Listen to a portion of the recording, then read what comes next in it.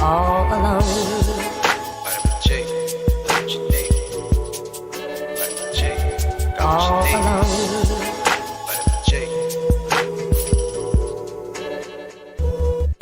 Ayy. You rockin' with beats, discussing the heat in the streets. Take over the west and the east. I got what you need, a dose of this vitamin J.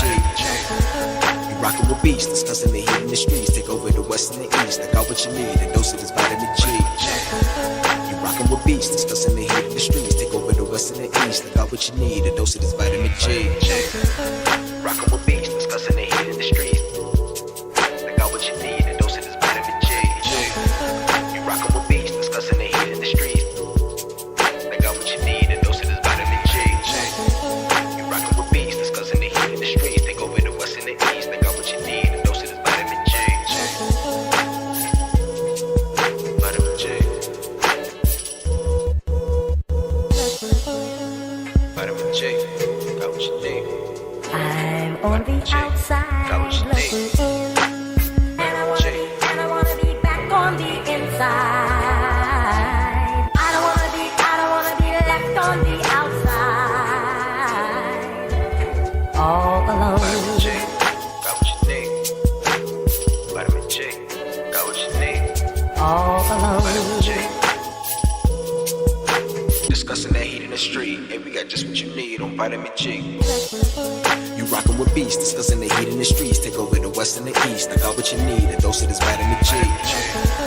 You rockin' with beats, discussing the heat in the streets. Take over the west and the east. I got what you need, a dose of this vitamin J. You rockin' with beats, discussing the heat in the streets. Take over the west and the east. I got what you need, a dose of this vitamin J. Rockin' with beats, discussing the heat in the streets. I got what you need, a dose of this vitamin J. You rockin' with beats, discussing the heat in the streets. Got what you need, a dose of this vitamin J. You rockin' with beats, discussing the heat in the streets. Take over the west and the east. I got what you need, a dose of this vitamin J. Vitamin J.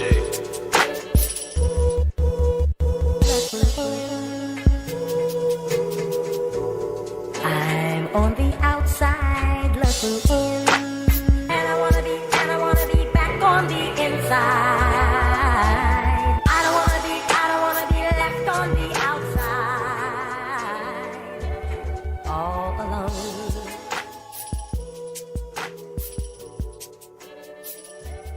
All alone.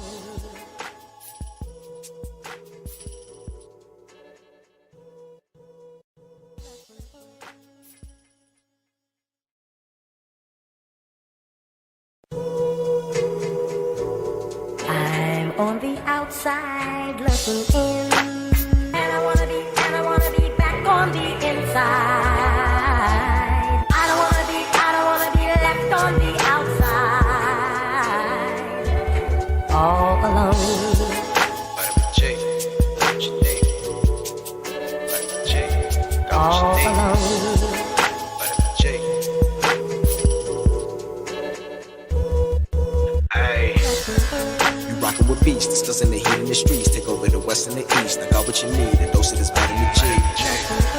You rockin' with beats, discussing the heat in the streets. Take over the west and the east. I got what you need, a dose of this vitamin J. You rockin' with beats, discussing the heat in the streets. Take over the west and the east. I got what you need, a dose of this vitamin J. Rockin' with beats, discussing the heat in the streets. I got what you need, a dose of this vitamin J. You rockin' with beats, discussing the heat in the streets. I got what you need, a dose of this vitamin J. You rockin' with beats, discussing the heat in the streets. Take over the west and the east. I got what you need, a dose of this vitamin J. Vitamin J. Vitamin J. Got what you need. I'm on the outside looking in, and I wanna be back on the inside. I don't wanna be left on the outside, all alone. Vitamin J. Got what you need. Vitamin J. Got what you need. All alone. Vitamin J. Hey. Final round. I already know how I'm coming, man. Yeah. Try run the town. Tell no duck when they hear that sound. How they gon' come up now? Heavy as the head that'll wear that crown. I'm going pound for pound. And if it's about smoke, then we talk all of that. From an ounce to a pound. Take it, they biting this now. Cause my drip right up the seat. How could they be? Give me a couple of rounds. Cause I'm a beast when I'm on vitamin G. You see they start crumbling now. Mad struck, start mumbling now. Get the gist, I ain't reaching for cloud. Plot twist, I'm the one with the keys. Clock blitz, know they love how I freeze. Different continents, I be torn. We living life, making yours look boring. See, we win at the end, it's a spoiler warning. Cause I keep heating up, I might blow the whole planet. They calling me toxic like global warming. But they keep tuning in once again and again. I'm the one at the top, just to form a warning. Truly, I'm De Niro when it come to movies. Get De Niro, entertain the groupies. Habanero if you come pursue me. But I hop on the game, too busy rolled up whenever my girl getting moody. Link up with the gang, we all go insane. Catching them doors on the duty. I'm in Stixie, I'm locked in. Bought a box, I was like 10. Back then, used to box, nowadays they ain't throwing hands. Mama said we got more advanced. One thing about me, I adapt, bought a Glock fin. Keep me safe from the block in. The game kept me off the block. Ain't got flex about looting my Ruger. I can shit on you with my computer. See my graphics card costs more than your damn job can afford to pay you. And my monitor, big as hell, detail, so I can see when I spray you. To reload the clip and record the clip is go all say to that SSD. Know a whole lot of trill game heads like me wanna see tune into that VGP.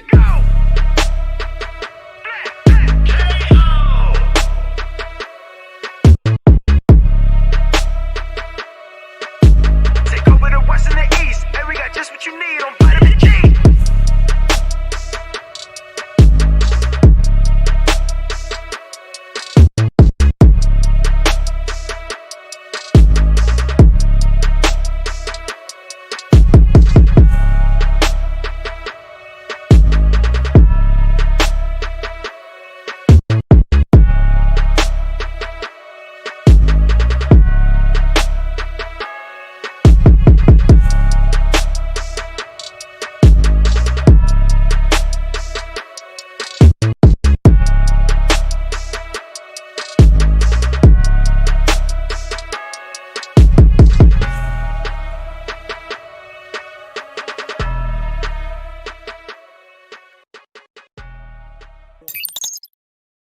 What's going on YouTube? It's your boy Dante Crisis back with your weekly dose of vitamin G, and with me is our esteemed panel, starting from the man of the hour, because there's going to be a lot of Xbox news. Mr. Juve Sensei, how are you, my friend? What have you been up to over the week?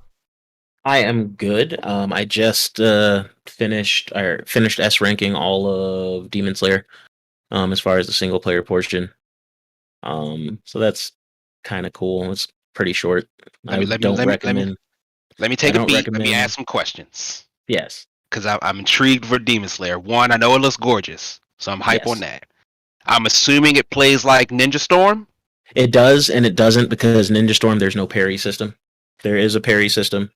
And you can also cancel out of your combos. Interesting. All right, how many characters we working with? I mean, are we including reskins? Because it's a lot of reskins. Nope. Yeah. No. So wait, hold on. No. Even if the reskin plays completely different, because you have Tanjiro. Then you have okay, yeah, I'll count that. You have Tanjiro, and then you have like fire breathing or flame breathing Tanjiro. Okay, all right. I do consider them two. Their move sets and combos are completely different, so I do consider them two separates. Yeah, they have like. It's not like Injustice, where you had two Green Lanterns with Hal Jordan and what's his name? John Stewart. John Stewart, where basically it is just a reskin, but the same move set. If it's a different move set, it's a different move set. Yeah, so we got him. It's mostly Demon Slayers. There's only one demon in the game, that's Nezuko. So you got Tanjiro, you got Inosuke, you got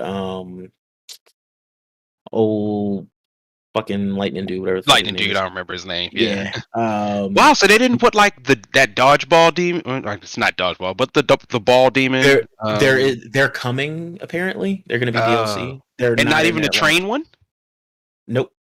Wow. He Enmu, the Mugen train. Demon. Yeah, him and Rui are getting added in the first patch for it. So, those will be the two additionally, but we should also see pretty much every demon that we fought in the game. why it's not in the game already? Because there's no 60 frames in the game either at launch. This is 30 frames a second, and that bothers me. Oof. But Big L, big L's, hand them out, big L's. Yes. It's always the challenge with these anime fighters, man. Like, I mean, but like, what's there is good. Like I said, and you've heard me speak. Their netcode is still trash. So like, I think in a couple of updates, it'll actually be pretty damn good. So basically, on my scale of, if we were to use my metric rating, it would be a pre-owned / discount at this point because absolutely do not pay full price for this because the full game and the roster is small. There's like 11 fighters. Like, it's small. That makes sense. And it's technically 20, but 10 of those are like reskins. Like, you get like an academy uniform for Tanjiro and Gyu and everybody else. Like, it's kind of dumb, but their movesets don't change. Like, wait, hold on, wait. Let me break this down. So these characters, it's the same character, same voice, same look, just in a different costume, and they fight differently. Mortal Kombat X. Zenitsu is using like a broom instead of his sword. Like, it's really weird. Right, so it's kind of like Mortal Kombat X with the fact that you can pick different variations of the same character. But there's still different costumes or different like skins for each character too. But it's still the same character. Like, it's still the same face. It's not like Injustice where you've got, like I said, Hal Jordan and Jon Stewart. No, it's the exact same character. Then it's the same. Then to me, that isn't a brand new character. That's the same character. That's just variations. Their special moves do also change, so I will give them that. But like their ultimate moves are different, and some of their specials are kind of different. But it's like a reskin with like joke prop weapons. See, when you say reskin, for me, that's just a costume change. When you say reskin, I do think of something like Injustice, where the character turns into someone completely different with a whole new voice. Right. No. Yeah, so it's just variations. Then it's just variations on the same character, but still, it's commendable that they're given multiple fighters different fighting styles. Yeah.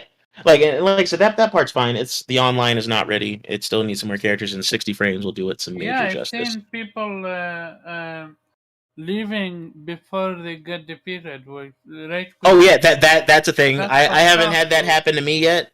Like I said, I washed somebody 3-0, and then I got washed right after that, like 3-0. So that's been my experience. So and that was first week. Like, I'm pretty sure people are quitting now, but it happened to J Body and Persona. That was happening. I got something to say about a new release myself when I do mine. But talking about the next man with the man of many questions, Zero, what have you been up to? Let's see if we can ask you some questions. What is going? Unfortunately, no, unless your questions are about Spider-Man, Miles Morales. How far are you in it? There you go. I'm almost positive about to beat it. Okay. We're getting up to the last confrontation with a friend and family. Morales? Yeah. What's your take on the villain? I like it. As much as I like Miles, I actually don't know much about him from a comic standpoint. I know that spoiler for anyone who hasn't seen Into the Spider-Verse, or I guess who has not played Miles Morales, but his uncle is the Prowler. I knew that was always a thing. But I never knew much about any of his other cast of villains and or characters, except for Genki. I knew him. I really like it, and this goes into what I like. We'll just gush about Guardians a bit for a while later. They just nail Spider-Man. Like, it just feels so fun to play as Miles and or Peter. Different than Peter. Yeah. And I think they nail what the Avengers missed. It was like only Kamala seemed vaguely interesting. Everyone else was just kind of meh.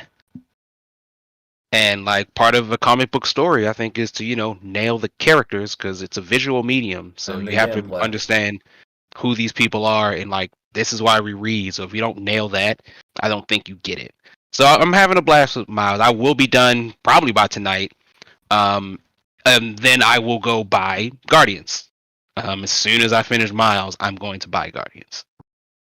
Well, clearly Other than that, not playing much. It's actually been busy with work. So that's pretty much it. Jump back into Apex a little bit because their next season starts, I think, in a few days. And they got a new character, Ash, that just dropped. So I'm gonna have to test him out and get back into the ring with that. But otherwise, that's it. All right. Next on the docket, Omar, what you been up to, man? Sup? Yeah, not much. I bought a new mic, and then this week, my freaking TV broke down on me. Oh, Jesus. It's a 1080p 30 FPS TV, so it have been with me for almost 10 years. So it was bound to happen eventually.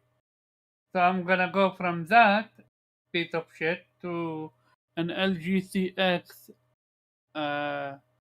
Tomorrow I'm gonna buy one, and after that, yeah, I'm gonna get back to S9, and yeah, that's We it. moving up to a CX. Yeah, I see you. From I see you. an, Okay. from an LG, from an 1080p 30 FPS dark shit TV to an LG CX 55 inch. I wanted the Nice. 48 inch, but they didn't have it. I'm lucky for getting the 55.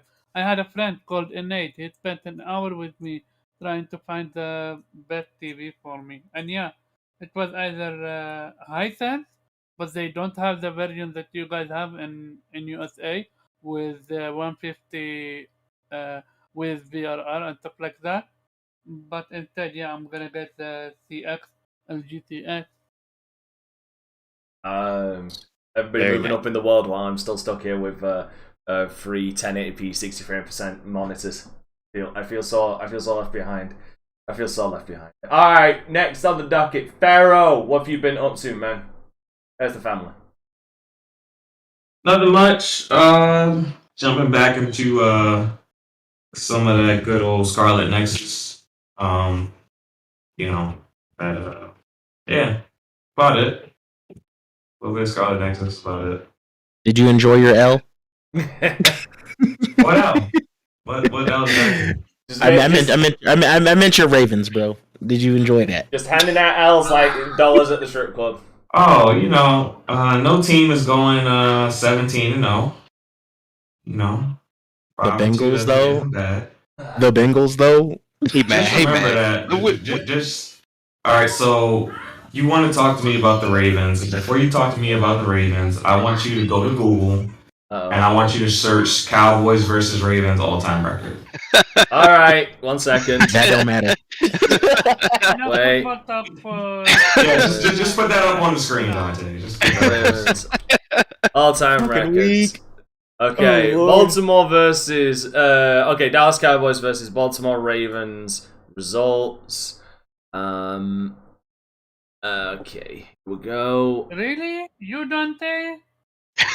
No, Yes. dude, listen. I might not like American football. Hell, I might not even like English soccer. But my God, do I love stoking the flames of this shit, because this shit is fucking funny. This shit is fucking funny to me. Okay, hold on. I should have one. There we go. Okay, there you go. There are the results. There you go. Is John Madden even alive at this point? I'm sure his head's frozen so much next to Walt Disney. Damn. Look at all them L's. That's fine. That's fine. We didn't lose to the Bengals, bro. Man, Joe Burrow has been having an excellent season. He has. Yeah. Get a room, you two, and have fun talking it out.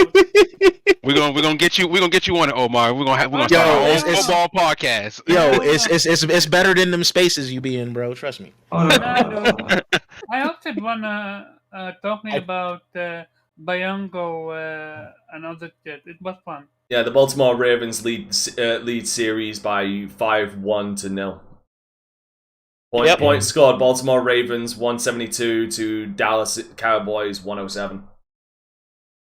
Yeah. Mm-hmm. Yeah. Okay, okay. Is everybody done? Can everybody? No. Everybody put We their good. dicks away. Good. Okay, so everybody's putting their dicks away finally.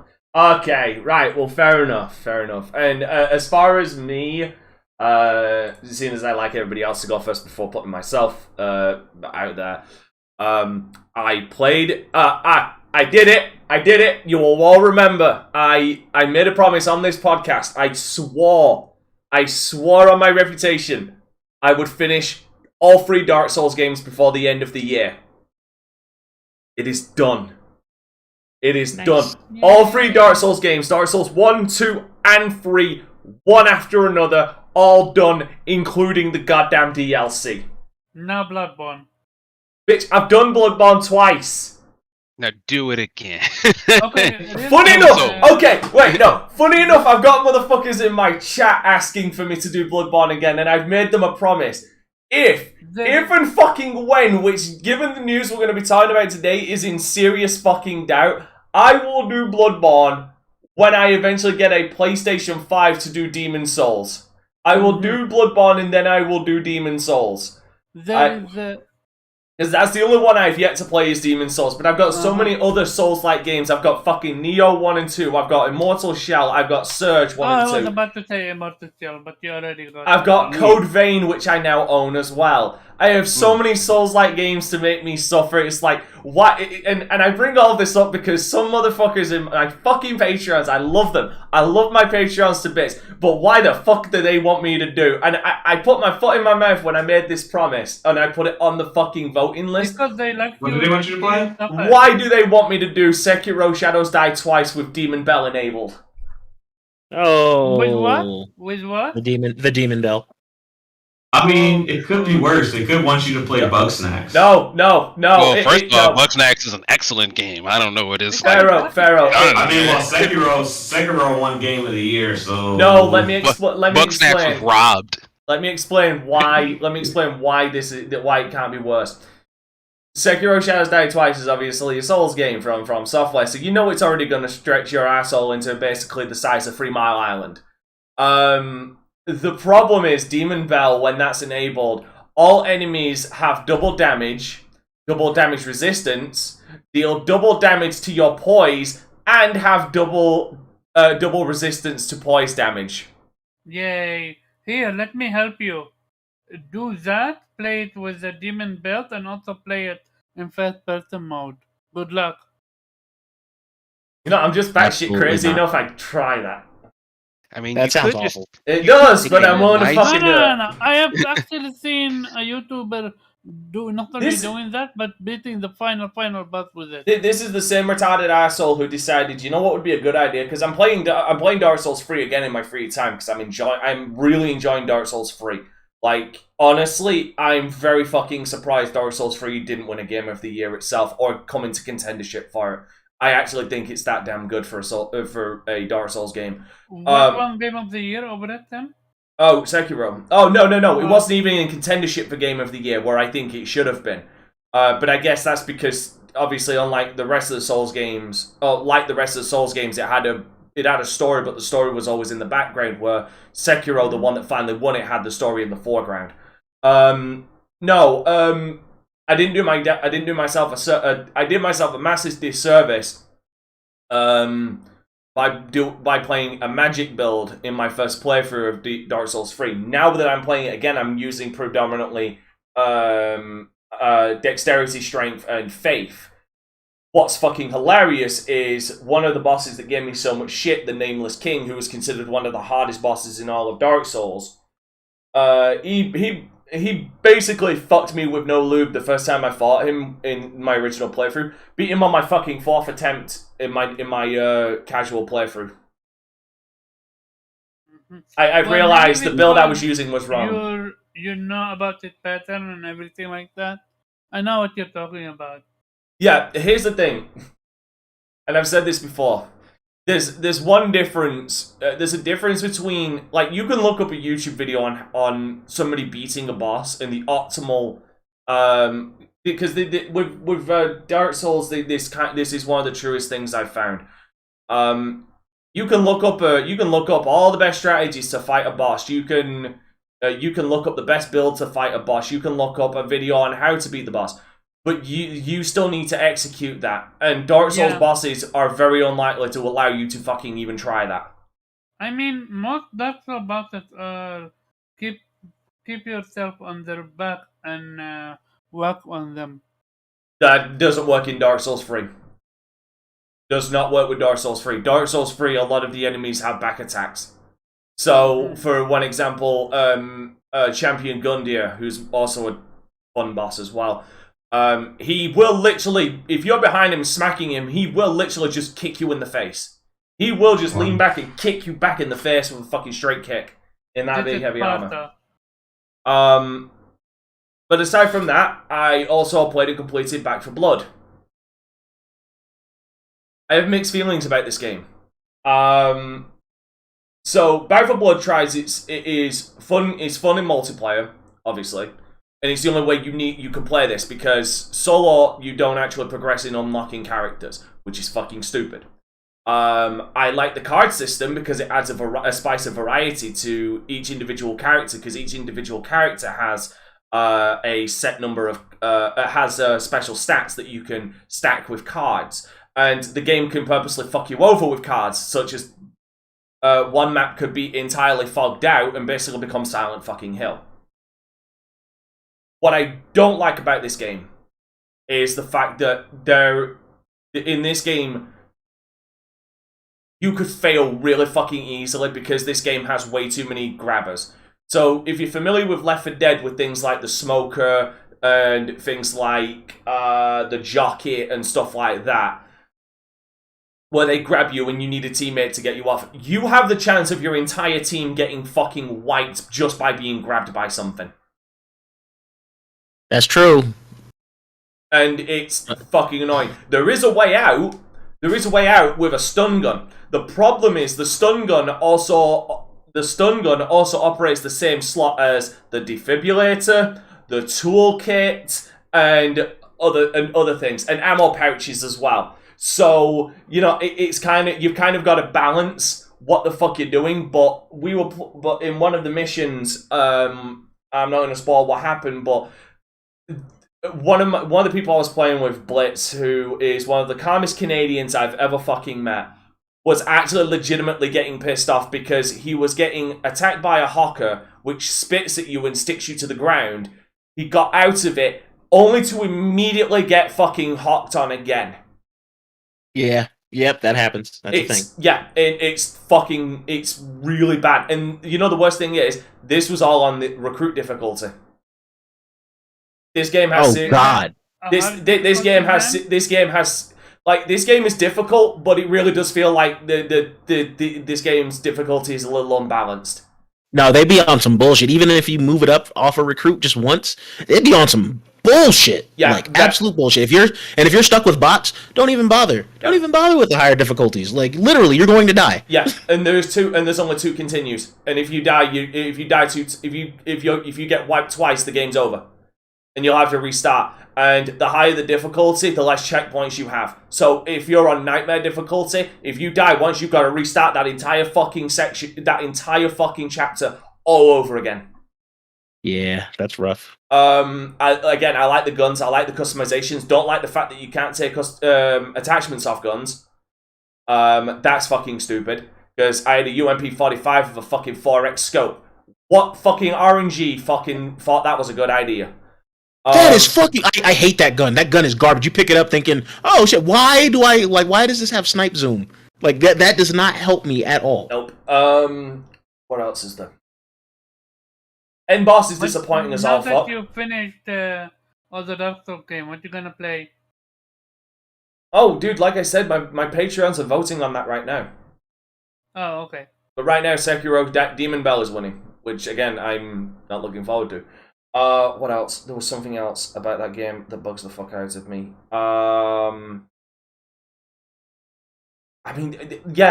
It's fun, but the game definitely needs fucking work. Like, it needs some serious fucking work. Oh, another thing, though they try and distinguish, though it's clearly Left 4 Dead and clearly Total Rock is trying to make it not Left 4 Dead, them taking out, they took out certain things in Left 4 Dead that make you realize, no, it was in there for a fucking reason. The melee is one of them. The melee is fucking trash. Because in Left 4 Dead, if you get surrounded by enemies, you can bash them off of you with the melee. And it covers as far as your fucking view is. In Back 4 Blood, you're surrounded by enemies, you can only melee them one at a time. And they can drain your health really fucking quickly. Again, I think it's fun. I think it needs work. It's a pre-owned / discount. Alright, moving on though. To our first topic. The God is coming to PC. That is right, ladies and gentlemen. After so many people decrying, saying, no, Sony will never put their top franchises on PC. No, they will never sell us out like that. No, Daddy Sony loves us too much to allow those dirty, toxic PC gamers to have our games. It's finally fucking happened. One of Sony's biggest goddamn fucking franchises is coming to PC in God of War. Now, I'm just gonna get it straight out the bat. I'm probably gonna double dip in this. Were you not the one person complaining about double dipping? No. I've never turned around and said, I've complained about double dipping for bullshit. But if they actually put effort into this, and it's a good one, then yeah, I'll double dip. I've never had a problem with double dipping. It's just double dipping when there's no reason to double dip. Like, if it's the exact same performance, then why fucking bother? Like, Crash Bandicoot being one of the best examples. The only difference is it's at 60 frames per second.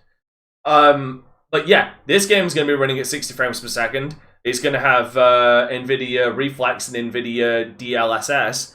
And God knows what other little trinkets and nuggets it's going to have. It's definitely going to look really fucking nice on PC, which I'm very much looking forward to. I'm still going to play it with a PlayStation 5 controller. Because fuck playing a game like this on keyboard and mouse. Yeah, you can play it, but I'm not sure if it's going to have DualSense integration or not. It doesn't matter. I can still play it with a PlayStation 5 I'm mad. controller. I'm not going to pay $10 for it. Or just no, for PlayStation they don't have it. I'm saying if it does. Yeah, well, I mean, I don't need to play. I don't need to pay $10. I mean, for God's sake, I mean, in reality, if I wanted to play this at 60 frames per second the other way, I'd have to fork out over like £500 fucking pounds to get a PlayStation 5, which I'm not gonna do. I'd rather spend the 50 to get God of War on PC. But again, like I said, this is one of PlayStation's biggest goddamn franchises coming to PC. Something that a lot of people decried would never happen. Okay, here is the thing. It's no, what? Right. Let me finish. Okay, go ahead.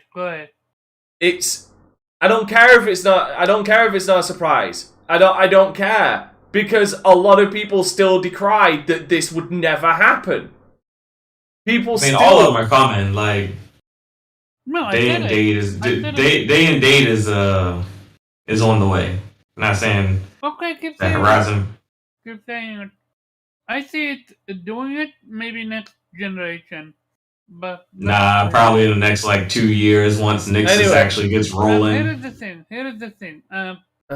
Before God of War, we already seen Uncharted. Uncharted 4 is and Horizon Zero Dawn. Yes, but what I'm really talking about Uncharted as being one of the best franchise for PlayStation. So it's really not a surprise. Like what's his name, Jim Ryan. But God of War is probably PlayStation's and that's not my point. That is not sacred my IP right now. Yeah, and that's not my point. My point is not the fact that it's a surprise or not. My fucking point is the fact that people were still decrying, even with Uncharted 4 being announced, even with Horizon Zero Dawn on PC, even with Death Stranding on PC. People were decrying, saying they will never allow a game like God of War or The Last of Us on PC.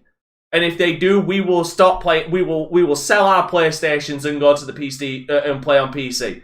People were fucking saying this. They're free to do that if they care. Which I find funny because because it's the fucking truth. It's the. Omar, why are you damage controlling right now? He is. He's damage controlling like a Why motherfucker. like Hold the fuck on. You How can. am I I'm not done controlling- talking. You can Hold the cancel all these. fuck- No. hold the No. fuck Okay, on. he's getting muted No. because I'm still not done talking. Genuinely, hold the He's fuck on. No, he's getting muted because I'm not done talking. I wanted to get my points out before I fucking done. Right. So my point is, right, we have God of War coming to PC. So what are the eventualities now of day and date? Okay. Now I know Omar. I've just muted Omar legitimately because I wanted to get all the points out that I wanted to talk about today. Is the fact of the significance of God of War coming to PC and the fan reaction, because a lot of people have not been taking this, predominantly on the PlayStation side, have not been taking this nicely. Like they're actually annoyed. So I'm gonna allow Omar to speak first. So there you go. I'm actually gonna go left. Left fair on everyone. Oh, he wants it. But you want. Okay, so you only want to talk when you can interrupt me. No, Okay. because when he's gonna make a point, I'm gonna have a rebuttal for it at the end. All right, Pharaoh, you're up first. Go ahead. I mean, we've been kind of saying this for a while now. Like, you can read the tea leaves. If Xbox is doing it or PlayStation's doing it, eventually one of the other company's going to do the same thing. They're competitors. It's going to happen. Day and date is, definitely something that we're going to start to see. They didn't buy Nixus to start porting old games that people aren't interested in. Like, as soon as Nixus gets rocking and rolling, you're going to start to see some day and date taking place. I think it's pretty cool. I mean, for those who want to play games at their highest frame rate and best graphical quality, you can do that. If you're a PlayStation gamer and graphics and all that was really your thing, now you can play it at the best place to play it if PC, if that's where your wallet and your heart leads you. So I'm never going to be against people having options. Like, the more options, the better for where you can play your content. Oh, it's definitely happening, Christopher Hartane. Just like 6 months ago, y'all were saying that God of War wasn't coming to PC at all. Next thing you know, it's coming to PC. Jim Ryan has came out on interview and he's made it clear that PC is now a priority for them. So you just gotta. So he's officially living in shit. Yeah, you're living in Jimmy's world now, Arte, and you might want to invest in a 3090 or something like that so you can enjoy it. I do. The one thing that I will agree with with a majority of consensus is as far as God of War coming to PlayStation, I can't wait for the World Serpent to be replaced by Thomas the Tank Engine. What I it's really gonna fucking happen. Thomas is gonna. What I want to see like with the whole modding and everything, I would like to see Sony take this a step further and release a UI for the PC, so that if you buy the game once, you don't have to buy it on Steam or Epic. You can just play it through the PlayStation UI on the ownership that you already have. I would like to see that in the future, but probably asking for too much there. Okay, as much as a dick I'm about to sound calling this out, but it's just really funny. The crap gamer tweeted this out in 2019. God of War will never come out on PC. The day that happens, it will be dead for Sony PlayStation, and I'll switch to Nintendo. Just so you know about that, that's fake. That he never typed that. They faked it. They photoshopped it and stuff like that. Alright, 1 second. The same way that they photoshopped him saying the same type of thing when Quantum Break was announced for PC. No, that was real.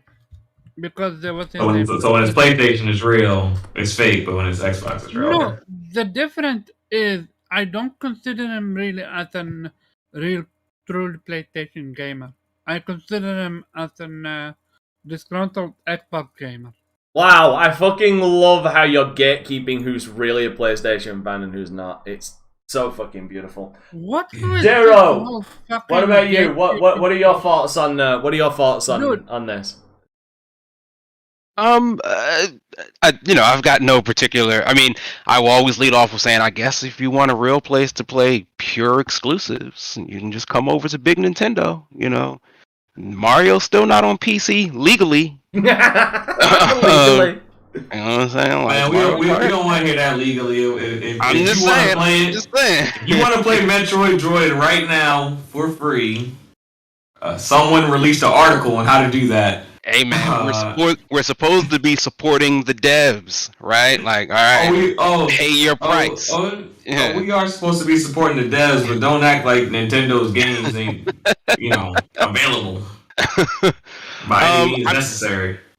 I think it's kind of cool. Like, I think it's cool to, I think some part of this is the inevitable result of PlayStation and Xbox's sort of graphical arms race.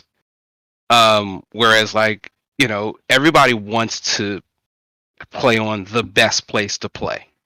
And eventually, like, arguably, at some point in time, PC will always be the best place to play. Save for a couple of things, like, if the DualSense controller for the PS5. But computers will always just be better. They're more modular than, like, the consoles that just exist around for a few years. I'm going to disagree with you on that a little bit. Just a little bit. Just because with PC, you do run into different little issues here and there, whereas, for people who are not interested in that, they can just get a console, plug it in. I mean, best is like, let's say, objectively best. It's still easier. The more comfortable way will always be like a console. Like, I don't need to fickle with settings. I put the disc in, I hit the button, and I play the game. But, like, people make a big deal about ray tracing, and, like, Spider-Man had its puddle thing, and then there was Craig from Xbox. Like, they make a real big deal about, like, what these games look like, and, like, we want to play them at the highest of everything. And so, like, PC will kind of be that from time to time, and it seems as though PlayStation gets it, they understand, and sort of like Nintendo, they use this opportunity to get people to pay full price again for God of War, which I don't blame them for. Like, it's a great game. If you haven't played it, you probably should. It's one of the best games, I think, of last generation. And hands down the best God of War game there is. So, like, it's an excellent thing. I do find it funny that, like, everybody had all these feelings about Nintendo games being full price, but everybody seemed oddly quiet when God of War came back for $60. But maybe it's just because it's Mario. Buying that thing day one for. But I think it's cool. I sort of get Dante's point from a, like, funny standpoint. It is funny to see that, like, there was a time when people were definitely saying, like, this will never happen. And said it on this show. And they exclaimed it quite well, and they were like, it's going to, like, devalue the PlayStation brand. There are still people who feel that way now. Like, I've seen people like, this is going to devalue the PlayStation brand.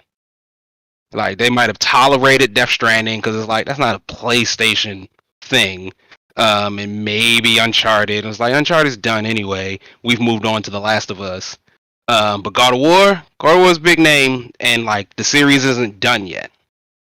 So, like, some people are in their feelings about it, and I kind of sort of agree with Pharaoh. It's like, people are saying day and date. Let's see what happens. I mean, in a couple of years. With them releasing Horizon Zero Dawn and now God of War, what's to stop Ragnarok and Forbidden West from being on PC day one?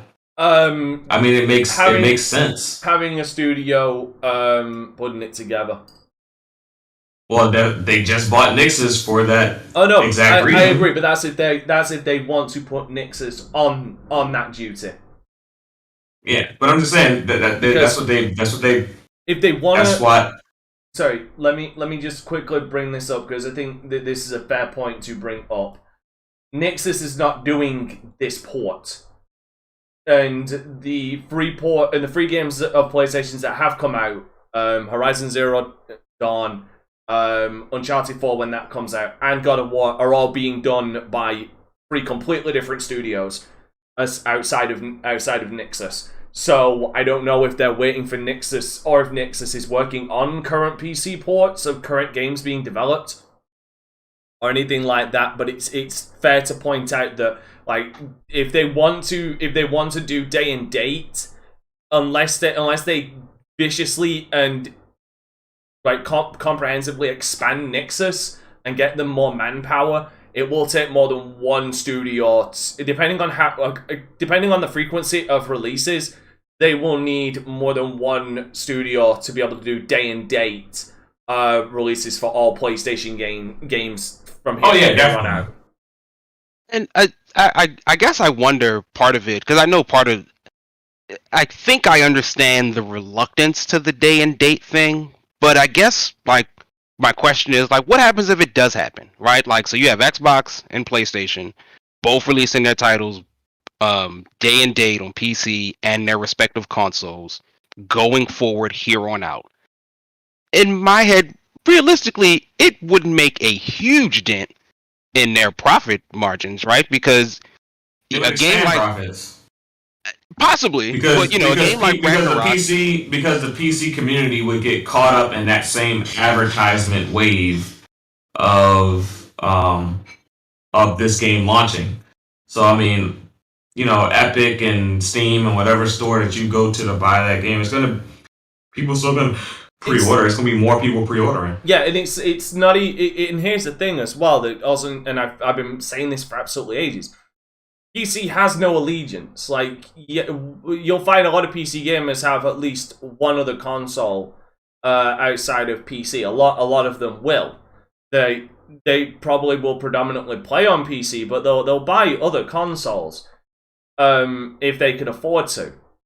And the PC gaming space is fully open to buy their games. Like, we're fully open to buy Sony's first parties and Xbox's first parties.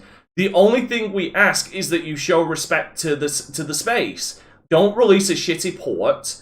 Like, don't make it the fucking mid to late 2000s again, where every fucking port on PC was absolutely shit because you were making it specifically for console and just half-ass ported it over. Like, don't do that and price it fair. Like, that's all the PC space asks for, which is, I feel like, should be the thing for everybody to ask for. Don't ask for substandard quality. Well, yeah, which is part of my point. It seems as though the only people they have to turn off from a day and date thing is the PC people, who I guess they haven't necessarily courted that heavy to begin with. Because like, I'm not a PC gamer. I don't particularly have one that's powerful enough to probably run God of War currently. No. 2018 God of War. So it's like, I don't really feel like investing. I already got a Switch. I already got PS5. And like, I'm flirting with the idea of getting a Series S. So it's like, I'm not about to put up another X amount of dollars, or I just don't want to deal with a PC and everything that's required with it, which, it is what it is. So it seems to me people who are primary console people don't really lose out on anything. Nope. I'm trying to understand, I guess, the opposition argument here. Like, I understand the idea of devaluing the brand, but in practice or in a practical matter, I don't see how it would. No, it wouldn't. It wouldn't, because guys like Christopher Harte and guys like Omar will just keep buying PlayStation games. They will talk a big game, and like hypothetically turn around and say, if PlayStation released this on PC or if PlayStation moved to day and date, I'm done. I'll never buy a PlayStation game. They talk a big game, but they will never do it because the backbone of their existence is being a PlayStation guy. Well, and also they like the games they make. Like, if you like what PlayStation makes, the console is one thing, but like the games are always the thing, right? No, but that's what I'm saying. Like, if they start releasing all their games day and date on PC, right? So then they have the other option of moving to PC for a higher fidelity experience and such, and a more customizable approach. Like, they'll talk a big game and say, we're done if they start releasing games day and date on PC. They'll say that, but they won't do it. Yeah, the only thing that day and date on PC kills for PlayStation, the only way it really hurts the brand is if so many people move over to PC that um, PlayStation Network, whatever it's called. I can't think of it right now. Brain fart. PlayStation The Plus. PlayStation Online service, and people stop paying for that. PSN. Yeah, and That's the only way that it would really hurt is if PSN subs go down as a result of people shifting to PC. and even still, I guess my argument again, or question, not even an argument. In a world where both Xbox and PlayStation is both doing this, is the idea that like they both will fail at it? Because it's not like everybody's gonna leave and go to Nintendo. So it's like it might be not a space you wanted, but like it'll just be a new space. I don't think this will like break these companies. It can't, right? Like this isn't a huge thing. Like it's a thing, but not a huge thing. I'm sure that Sony has taken the time to evaluate, what's going on over at Xbox and how this model has worked for them and how it's impacted their console sales. And they projected how it would projected and forecasted how it may impact them, and the reward is way higher than the risk because they're doing it. So which makes sense. Or like we can do it better, right? Like let's say they're able to nail down like that precise moment where a game pretty much starts to just drop off, and all your big time. Go ahead. Yeah. And I will answer. Go ahead. Finish your talk and I will answer. I said like you can hit a precise point where all of your like big time revenue begins to fall, and it's like bam, that is 67 days. This right that here. Is 67 days. Read this. This is that kind of person I'm talking about, and this is on the official PlayStation blog. This is what somebody turned around and said on the 20th of October at 11 a.m. Yep, they are absolute scum running PlayStation now. Liars and snake oil salesmen. The people who buy the console are forgotten and treated like second-class citizens, and Sony are all about PC and mobile now. Well, they can piss off. I'm cancelling all my pre-orders. I had Horizon Forbidden West Collector's Edition paid off at GameStop. I'll be getting a damn refund and putting that towards a PC and won't buy their games there either. I guarantee you this dude will buy Horizon Forbidden West on PlayStation day one. Well, yeah, and that goes back to my question. So what are you going to play? Okay, so here is the thing. This is the example I was thinking about, and here is why. Let me ask a question I'm pretty sure you already know the answer, Dante. Do you think the PC community are gonna accept a PlayStation, say, in order to use PlayStation, in order to play our game, you need to have PlayStation Plus? What? No, absolutely it's not going to work. Exactly. That's what's going to be the problem for PlayStation. No, it PlayStation isn't. fans are not gonna be happy about No, it. it isn't. For the simple Hold on. here's the reason. Let me explain. Here's the reason. Let me. Hold the fuck on. You're not even a PlayStation fan, okay? In the sense of you're not in that ecosystem. I have spoken with people of that ecosystem. I fucking love how he asked me that as a PC I was gamer, literally. but you know, I'm just gonna ignore that you just fucking said that. Considering I have been with PlayStation since the PlayStation fucking 1, motherfucker. Yes, you have been with PlayStation, but is that your primary console? Yes or no? Well, it was. Why does it matter if it's primary or not? If you put the shit and you play it, then it doesn't matter. I'm gonna smack you in a minute for saying that. We're gonna kill all this right now. Say why it matters though. It matters. It does not, because you're right now you're talking business, and being a console owner has nothing to do with business. Fucking gatekeeping, son of a bitch. His mindset is way different from someone that is actually in the PlayStation ecosystem. The one that if you have the console, you're in the ecosystem. You don't have to be a diehard about it. If you gave them your fucking money for it, you're in the ecosystem. Period. Now, whether you're casually in the ecosystem or more hardcore into the ecosystem, it does not matter. You're still in there. He literally just said no to something I literally just heard Saturday at my own show, and I've heard it from other people that they're gonna not be okay with it. And They're gonna- PlayStation's not gonna do it. PlayStation will not. That's the thing. You turn around saying we're not gonna be okay with it because PlayStation ain't gonna fucking do it. If they were gonna do it, it would have already happened with Days Gone and Horizon. I mean, they've released several games. I'm talking. Okay, here's the thing. Maybe you have misunderstood it, so let me explain it correctly. When the conversation was as follow, PlayStation goes day and date, okay? What's gonna then happen? Their game, which is multiplayer games or any other game that need online, they're gonna say pay for online. And PC dudes, I'm not gonna accept that, right? I literally said that. But So if PlayStation doesn't make play for online games. What first party play for online games do y'all have? And it's not just that. But like, you're making a weird argument. And it's not just that, but this is the thing, and this is the thing Omar tends to fucking forget when it comes to PlayStation Plus. That isn't to keep the servers up on their side. That's just to allow you access. All right. That's so that they can allow the access through the console. The servers are always on the side of the developer or like in some other place, or you could buy your own fucking servers. Alright? Yeah. The PlayStation Plus is basically just to allow you access through a giant wall to get to those servers. I know. I'm fully Steam aware of that. and places like Steam on PC have free access towards those servers because of the architecture. I am aware of that. So that's when- why So you're saying, that's why PC doesn't need it, and that's why they won't do it for PC. Because yeah, and you that's don't. what I'm trying to explain then. But because no, of you're not explaining it though. You're saying that Well, fuck it's it, not going to I'm- work day and day. Let him, because- let him get the complete thought out. Go Let on. him get the complete thought Yeah, out. get the complete fire.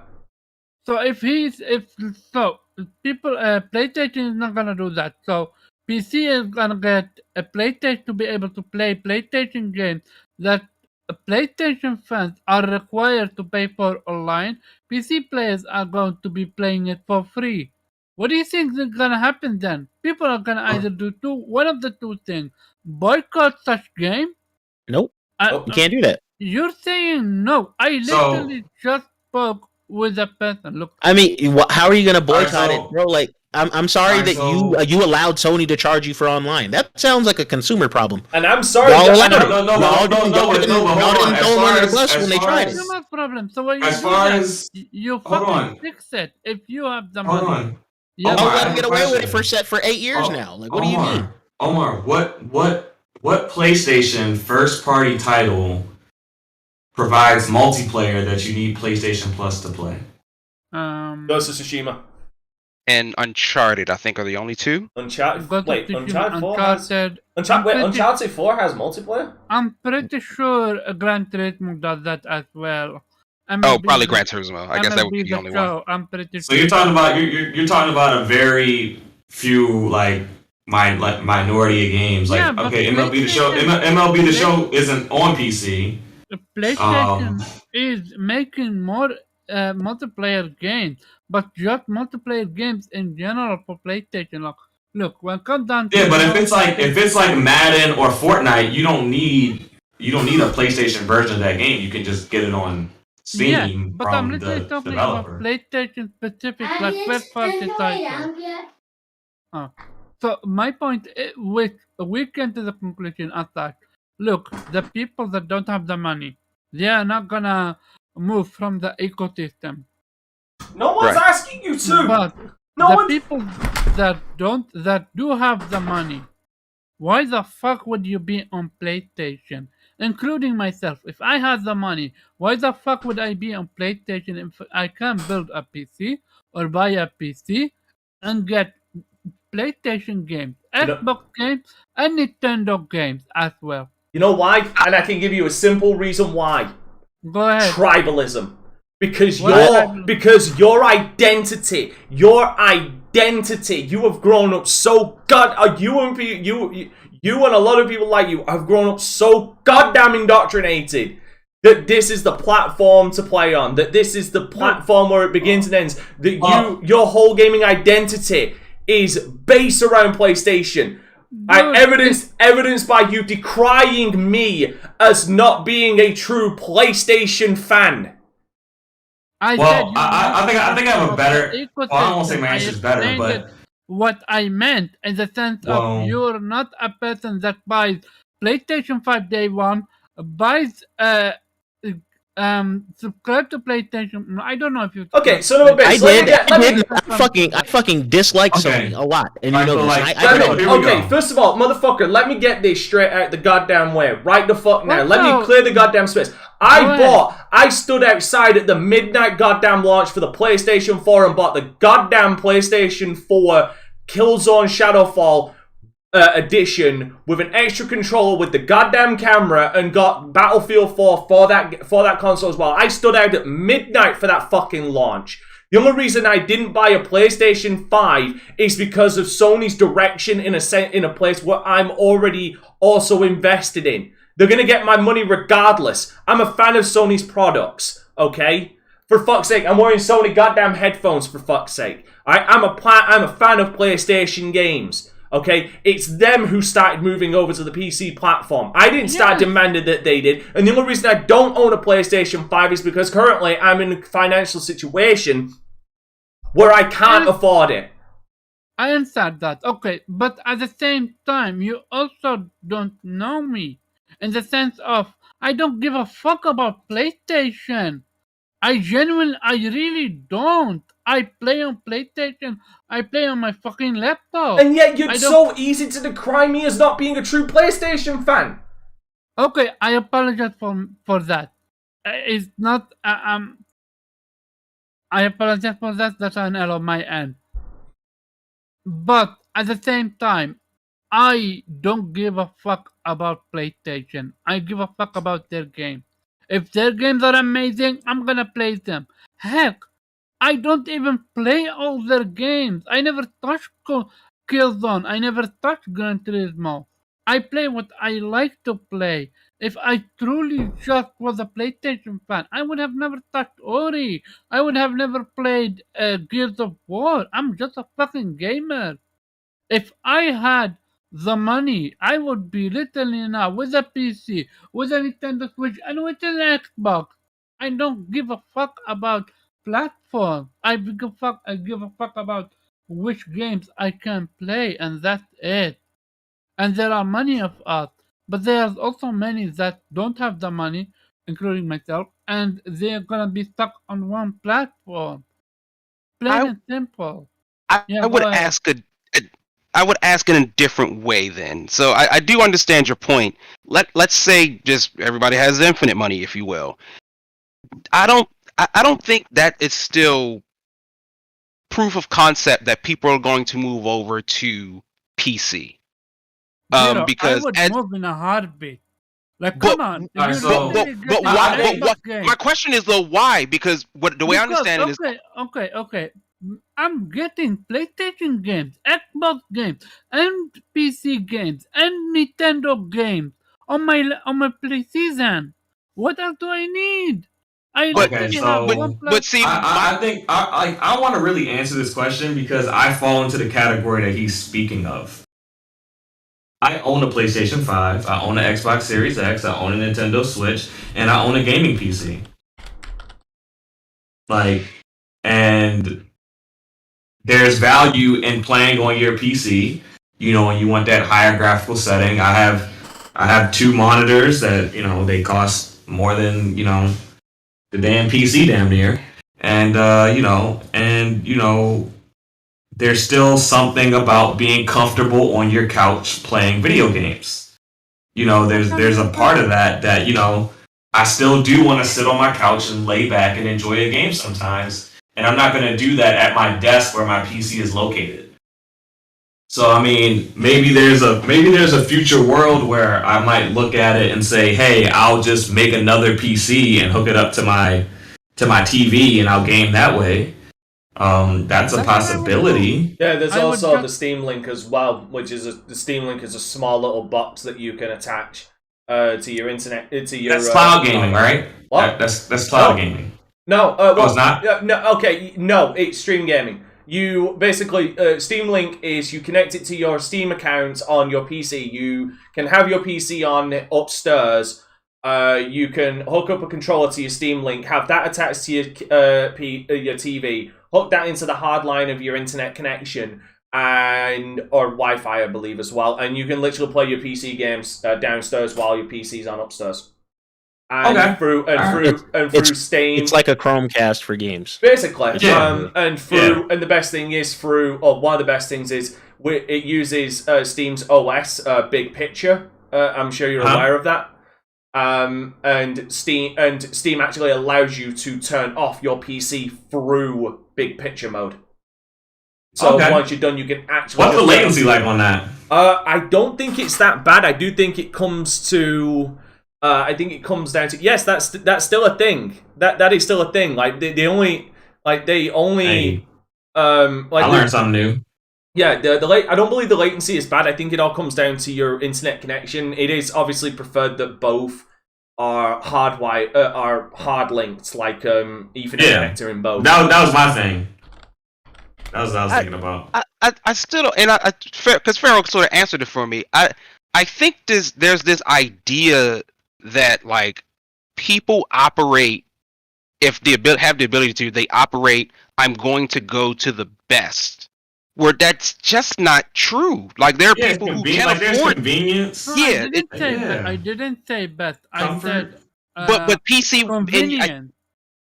PC is not convenient. PCs period aren't convenient. Dude, It's convenient to have everything in one place. But you have to know what you're doing in order to even get to that point. Whereas if I just buy a thing, I'm standing up in my doorway. I can look at my girlfriend right now. She knows how to turn my PlayStation on and off. She does not know how to set up to play a Switch, PlayStation, Xbox on a PC. And there are plenty of people like her who aren't interested in doing that. Nobody wants to sit up there and do all of this work. I want to buy it. But here's the pull thing, it out the box, Zero, put the big game in and play. The big question is, she knows how to turn the PlayStation on and off, but can she turn you on and off? No one turns me off. I mean, but even so, there's still that convenience of, hey, I'll wake up, I have a controller beside my bed, and I can press the on button on my controller and play on my TV. Yeah, there's convenience to having a console. Yeah, people do pay for convenience. Like, and I get it. I do understand. There definitely gonna be some people who's like, why would I do this? I don't know if that's so much that it would wind up hurting the PlayStation or Xbox brand. I really don't think it's going to, because one, we've stuck with this. The console thing has been primarily the way people viewed and understood gaming for the last 20 or so years. And PC's been right there the whole time. And throughout this entire history of it, people with money and all that type of stuff have still stayed with consoles because they're always the easy modular version. No one or very few people ever buy the most effective way to go through things, right? Like, because those guys who have the PC system that plays everything, do they have the best monitors? Do they got the best GPUs? Do they got the best sounds? Which theoretically would all make things more convenient because now you're playing literally on the best place to play. But I don't think most people will do that. Like, you know, that the guy in Dante's tweet is probably just some rando who says things, as most Twitter is. But it's like, my question is, okay, so you're selling your PlayStation, you're not playing there. So is the idea then that you're going to Xbox, who's also doing the same thing? No, I think he's going to go to the PC if I understood them correctly. Yeah, but there's no convenience in playing on PC. Like, I mean, if you play on PC, you're passionate about games. Like, that's what I mean. Like, you're really passionate, and I think a lot of people are, but a lot of people just like games. Like, so every people are different. Like, for me, genuinely, no joke. If I had the money, I would be literally now having a 3080 in front of me. And having a Switch, and I pre-ordered what's called Shin Megami Tensei 5, played all Switch games that I want to play, and have an Xbox. Like, I'm a fucking gamer, and there are many the like of me that doesn't have the money. However, there are people that are like me but have the money, and for in their mind, and I've genuinely spoken with a lot of them, and they just don't care about ecosystem or not ecosystem. They just want to play where it's best. And let's be honest, what I mean by best in the sense of the best version, quote unquote, of the game, that's going to be PC. Absolutely. And Agreed. that's Agreed with that. why See, now people my problem go with ahead. that argument then is I'm assuming these are people who have been with PlayStation since the PlayStation 3, correct? And the PlayStation 2. PlayStation 1. Right. PlayStation 1. Then that argument completely fucking falls through when PlayStation 2 and 3 didn't even have the best versions of a lot of these games, but they stuck with PlayStation. But they had exclusivity. But that's what it's about. If it's no longer exclusive, then why the fuck am I going to PlayStation? I mean, all right. So It's- let's be realistic. If you look at PlayStation exclusives, it's not like, you know, if PlayStation sells 120 million consoles, they're not selling 120 million copies of God of War. Like, so Yeah. people No, aren't it's also buying a 20 million. PlayStation purely for the exclusives. Like, you know, I mean, you don't have a single Sony exclusive that sells 50% of, you know, the console base. So they're not there. Exclusive. You just play what you play, but at the same time, PlayStation has the brand. So it's a brand, but again, Yes. it's all about the money, and if you care about it or not. And If that you don't care about it, you're gonna stay at the platform. If you do care about it, you're gonna stay at platform. If you don't care about the platform, then you're gonna go to where it's the best version, which is the PC. Like again, PC have so much to offer. Like you're not gonna pay for PlayStation pay for online. You are getting unlocked frames. You are getting mods. Some people care a lot about mod. And I'm gonna be honest with you, a lot of people are gonna pirate games. You can do that on PC. So I just All right. So I agree. So the I people just that you're don't think- talking about. Oh, go ahead. We might be about to say the same thing. I don't think those are a lot of people. I certainly Yeah. think there are a good amount of people, but I don't think those are the amount of people that helped PlayStation defeat the Switch's 33-week run or 33 months run, whatever. Like those folks, if they left, PlayStation still probably would have beat Nintendo. Yep. I think it's really hard for us, as I always keep saying it, like it's hard for us to jump out of our particular Twitter spaces. But like I've got friends who just play on PlayStation. They aren't too terribly interested in frames or where's the best place to play. Like they picked up this console because that's what they're used to, and that's where they play, and that's where some of their friends are. are they hardcore or just casual? I don't know how to describe that because if somebody plays Warhammer or not Warframe every day in and out, are they not a hardcore gamer? No, fucking hardcore for that game. That game requires fucking dedication. Right, or Destiny, or like I've that got a friend requires, who I would Nah, you're not real then. Yeah, Because or I have a Destiny- friend who classifies himself as like a hardcore gamer. Like he plays a bunch of games, loves all of them, but he likes PlayStation, and he happens to own an Xbox. But like he's probably not going to buy a PC because he doesn't want the headache of it. He can afford it, Yeah. but Yeah, he doesn't. like- he doesn't want to do it. That to me, like, and just to get on my little fucking soapbox right here, I feel like that's one of the biggest goddamn misconceptions most of the time when it comes to PC gaming is the fact that it's difficult, but it's not. Like all of the fucking horror stories that come out about like things going wrong with people on PC are like 90% of the time that they don't know what they're doing because they haven't taken the time to actually read anything, and two, it's their first time using a PC. Absolutely, in that I regard. 1000% Question: is a PC different from a laptop? Yeah, I would No, argue it's, no. it's still a personal computer. Yeah, I'd still say it's a personal It's just computer. literally fucking shrunken down, and the laptop has less customability anymore. Because I would say companies like Alienware have fought to make sure, like, no, there's no difference. Like, yeah, you can yeah. play on MS. you can play on our laptops just as well as you can play on our desktops, and it's all still PC gaming. At this moment, actually, MSI are doing leading the charge with that because they've got a laptop out with a fucking, I think it was a 3080 inside of it with a really high, with 16 gigs of RAM, high clocked CPU, and Imagine sitting that thing on your lap. fuck yeah, Yeah, no, I agree. Should be There. hot as hell.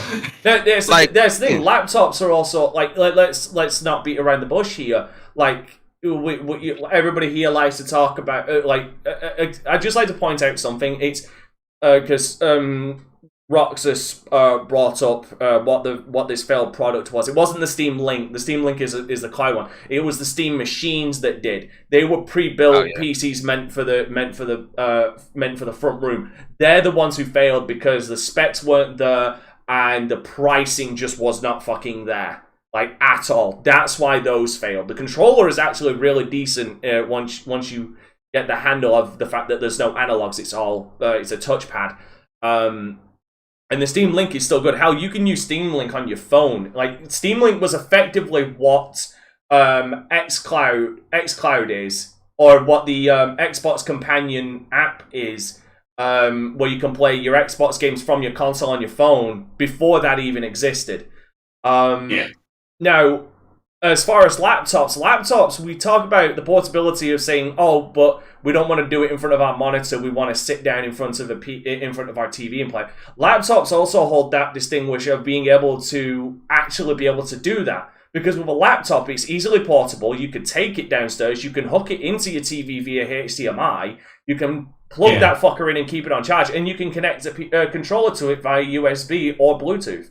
And Absolutely. there's your PC experience on a TV. Yeah, again, I think you kind of nailed it, Dante, when you said it. No, PC is not hard to do. It is just more effort than people want to do. Exactly. One of the reasons why getting also more out of it, right? It's 20% more effort. You know, one of the reasons why Apple became such huge is like they sold you on a very simple brand. Yeah, if you pull that big screen out of the box, hit the button, it just works. You just hit the button and it's on.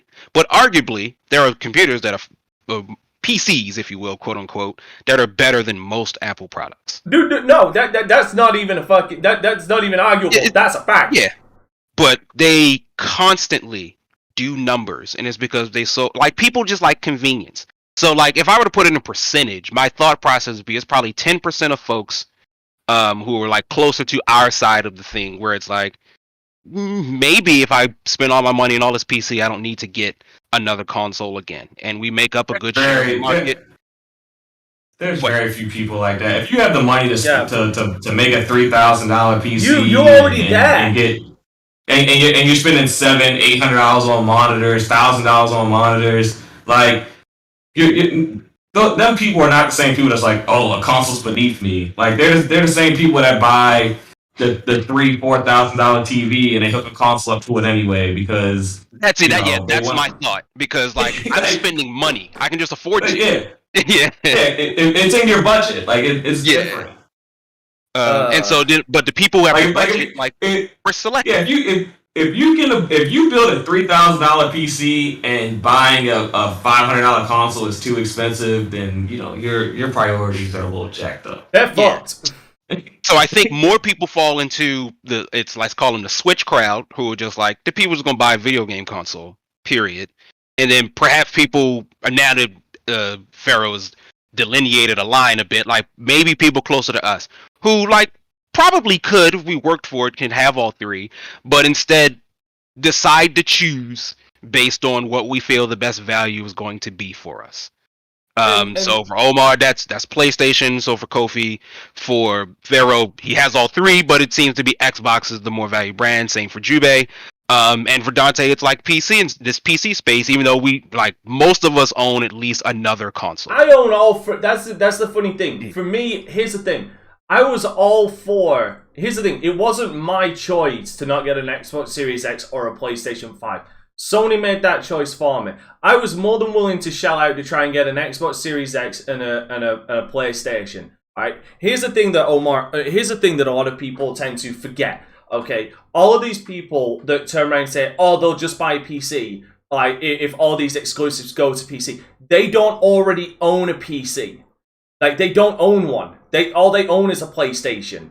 Where someone like me, who is in a unique position because I am the outlier, I owned a gaming PC right around the time when Xbox. I already owned a gaming PC when Xbox decided to come out and say we're going to release day and date our games on PlayStation. They made that choice for me because of the position I was already in. It's not like I was only buying Xboxes and then they said all games are coming to Xbox and I threw my hands up and said fuck it, I'm going to PC. No, I already had the PC. Xbox made that choice for me that I didn't need to buy the Series X because I can play them all on my PC. Same with and the same with PlayStation. Like I was willing to buy a PlayStation 5. I was willing to. I even turned around and I've said multiple times to my stream, the first game I'm most likely going to play on stream is going to be Demon Souls because like that's going to fucking happen because I want to play Demon Souls. Alright? But that was just going to take time. But with Sony's now umming and ahhing about putting their games on exclusive, like on PC, that's put that in jeopardy because they're so fucking indifferent on if we don't know what they're doing. Like, they haven't made it clear, are we going to go day and date, or are we going to trickle it out? Alright, that's the problem with PC. But like I said, I already occupied the PC gaming space when all of this started, where a lot of these other people who were basically up in arms about this shit didn't. Okay, so let me ask you this, and I'm just gonna ask you because I'm curious about your answer. If PlayStation now, I understand what PlayStation is in position is in and how you're thinking. You're okay with waiting for Demon Souls? If they turn around and say 100%, not saying anything. Not saying anything. Just you right now waiting. How long are you willing to wait for Demon Souls before playing it? 3 years, because that's what I had to wait for God of War. Gotcha. That's my because I've got the patience of a fucking saint. Remember Death Stranding? Plus, there's so many games that you can play in between. Like it's like it's not like I've not got other games to occupy my time. And while I think the PlayStation games will come to PC, I still don't think they're going to be designed around the PC experience. They're still designed the PlayStation experience. Like, I hear you, Omar, but I don't know if you had the money you would. And because I know one of your big things, and I wasn't sold on it until I played it either, that controller is something special. Yeah, but that like DualSense integration is on PC. That controller is already on PC Zero. You can already use haptic feedback and adaptive trigger on PC right now. Is it the same feeling, or is it different? It's the same feeling. No, it's the same thing. It's the same feeling. Okay. Again, Zero. That for me is a no-brainer. Dude, I turned around and said specifically, I've said it on this podcast, I was going to buy a PlayStation 5 controller before I bought a PlayStation 5 because I was fucking done. I was absolutely fucking done with this fucking... I love this controller, but I was fucking done with this fucker's connection. You don't like it? No, the connection is horrible, especially on. I fucking hate the micro USB. Give me USB-C. This is what Nintendo won. Nintendo didn't win. Nintendo might not have won a console war, but they won fucking hardware war by turning around and saying, you know, fuck it, we're gonna go USB-C. Can I say one thing before we continue? Which is ironic because this is actually the official Nintendo USB-C that I'm using in a PlayStation 5 controller. I just want to say one thing. I apologize to you, Dante.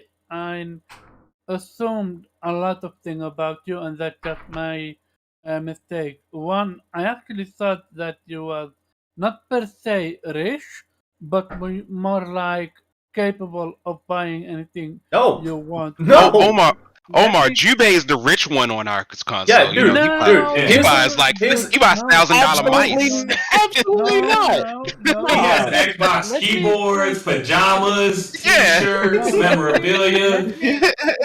No. Let me explain something. Me and my parents, we have a unique situation where we help each other. When I buy something, we support each other. A PlayStation 5 for me buying is not something normal.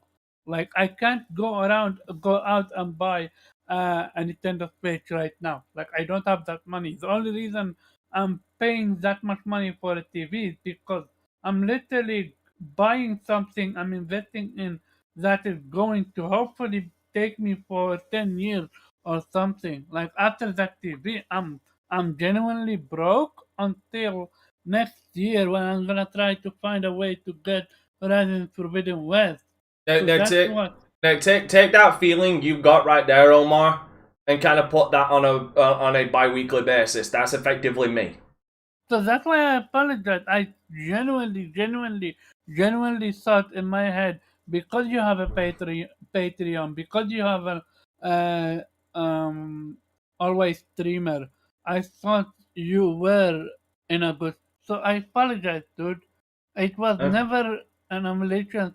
What I truly meant when I say you're not a part in what I meant by you're not a part of the ecosystem was meant by that, and I truly apologize in sense of you are capable of waiting, and that's why and so I genuinely apologize for that. All right, but all right, Jube, do you have anything quick to say because we've been on this topic for quite a while now? Yeah. Hour and a half. Yeah. There's one of those FC violent talks. No, this is the one he tries to fucking get away from, like the long form existence. Wrong. All right, I have well, did you read the whole conversation about what I sent you? That email, that not email, the website about Microsoft.net or something. I sent it for you via DM. Wait, are you talking about? Wait, which one are you talking about? Are you talking about them missing the goal? Or are you talking about them missing? About them being behind? No, the final one, which is literally I sent it as final at Microsoft Anger. The dot. Oh yeah, I'll have to have a look at that in a minute because we're in the middle of the podcast. Okay. Right, let's move on to the next topic, which should be a quick Okay. one. Halo Infinite campaign overview. That's a quick one. This is going to be a quick one because this is going to be a quick one because I just want impressions off of what the trailer showed. So and what the trailer basically said. So here's my quick overview from what the trailer showed and said. First of all, the game looks nice. The game does look nice. Not the there's definitely improvement, but it's not like maybe expectations were a bit too high because everybody has high expectations. I was expecting a little bit more, like a little bit more. I mean, maybe I'm just upset because I can't count the amount of blades of grass on the ground. You know, being the PC guy and everything. But on a serious note, like from what I saw, gameplay wise, I'm impressed with the fact that they, like, let's be fucking fair. They are taking from a lot of different games as far as like what they're implementing. The grappling hook, the fact that there's no more fall damage, which for fuck's sake, it's taking them this long to fucking finally make me feel like I'm a 10-ton fucking tank falling from orbit and about to hit the goddamn ground. Hey, he fell from space and lived. Like, there should be fall damage. Yeah, should never exist. Fall damage should never exist because the only thing that happened to him when he fell from fucking orbit was his armor got scuffed up and locked up. That's it. And the fucker burned up on re-entry just to show you how heavy this bastard is. His Mjolnir armor ain't no joke. But the things that concern me, and this is one thing that I don't like. I fucking hate it when they do this, and this was I even brought it up on a stream that I was concerned about. We're missing a big chunk of story here. Because if this trailer is anything... No. With what they're talking about, like, with what they've already said, the UNNC is already fucking done. Like, it's over. Like, we've been defeated. Okay? The Banished have taken over this fucking Halo. This Halo ring. Alright? Zeta Halo. Okay? We're missing a big chunk of fucking... And apparently Cortana's just MIA. Right? We're missing a big chunk of story from the end of Halo 5 to now. And that story is going to get filled in. That story gets filled in with the show that's on Paramount Plus and Halo Infinite. That's right. No, yep. I don't know. Like, I don't like that. I don't like that. I wouldn't like to me That in-between story sounds like it would have made a fucking cool game. Right? Why is that not a game? Why was that not Halo Infinite? How do we not know that that's not part of the game, though, Dante? That's what I'm saying. Like, we're assuming. Ask you then. Did they? No, because they've already turned around and mentioned it. Because they actually mention it in the store. They already mention it in the. They've already mentioned it in the trailer that the UNNC it has been defeated and the Banished have taken over the Zeta Station. They've already said that. You want to play through the defeat of the UNNC instead of like maybe getting a cutscene that shows what happens or. Yeah, I would actually like to see that in gameplay because I mean it's not like we've not seen them lose. I mean, fuck, we have Reach. It's not like we've not seen the I don't think they want Master Chief to be a part of that L. Like, I think they want him to be in whatever, wherever he was during the time that it was taking place. But this isn't taking place. This is from everything that's been said. Like, I'm going off of what they've said in this, like their words. This is happening after all of that. Yeah, that's what I'm saying. Yeah, but that's what I'm saying. They didn't want Chief to be a part of it. Then you could have done you could have used someone like Chief. It's not like they haven't done that before. Like I said, we have Halo 5 where you played most as Locke. Like, quality aside, you still play as Locke. You play as another character. And you had ODST, which was part of the with the ODST team, with Buck and everybody. And you also had Reach, which was Noble Team. There was no Chief. Chief wasn't in that until the end, and that was a cutscene. So... like, all I gotta say is Paramount Plus. And all I'm gonna say is you can't come up with a fucking argument to make my point. But no, I'm not arguing, but I'm just telling you what they're doing. I'm not arguing anything. I'm not saying that they should or shouldn't do anything. I'm just telling you they're probably gonna fill those gaps on Paramount Plus. But for me, it's the Destiny situation. Like what happened before sounds infinitely better. I wouldn't say infinitely better because I've not played this. But sounds infinitely interesting that I'm curious why you didn't do a game about it. So can you explain it to me without... they're missing out information from what happened in between, right? It sound with what they're saying, it sounds like there is a gap.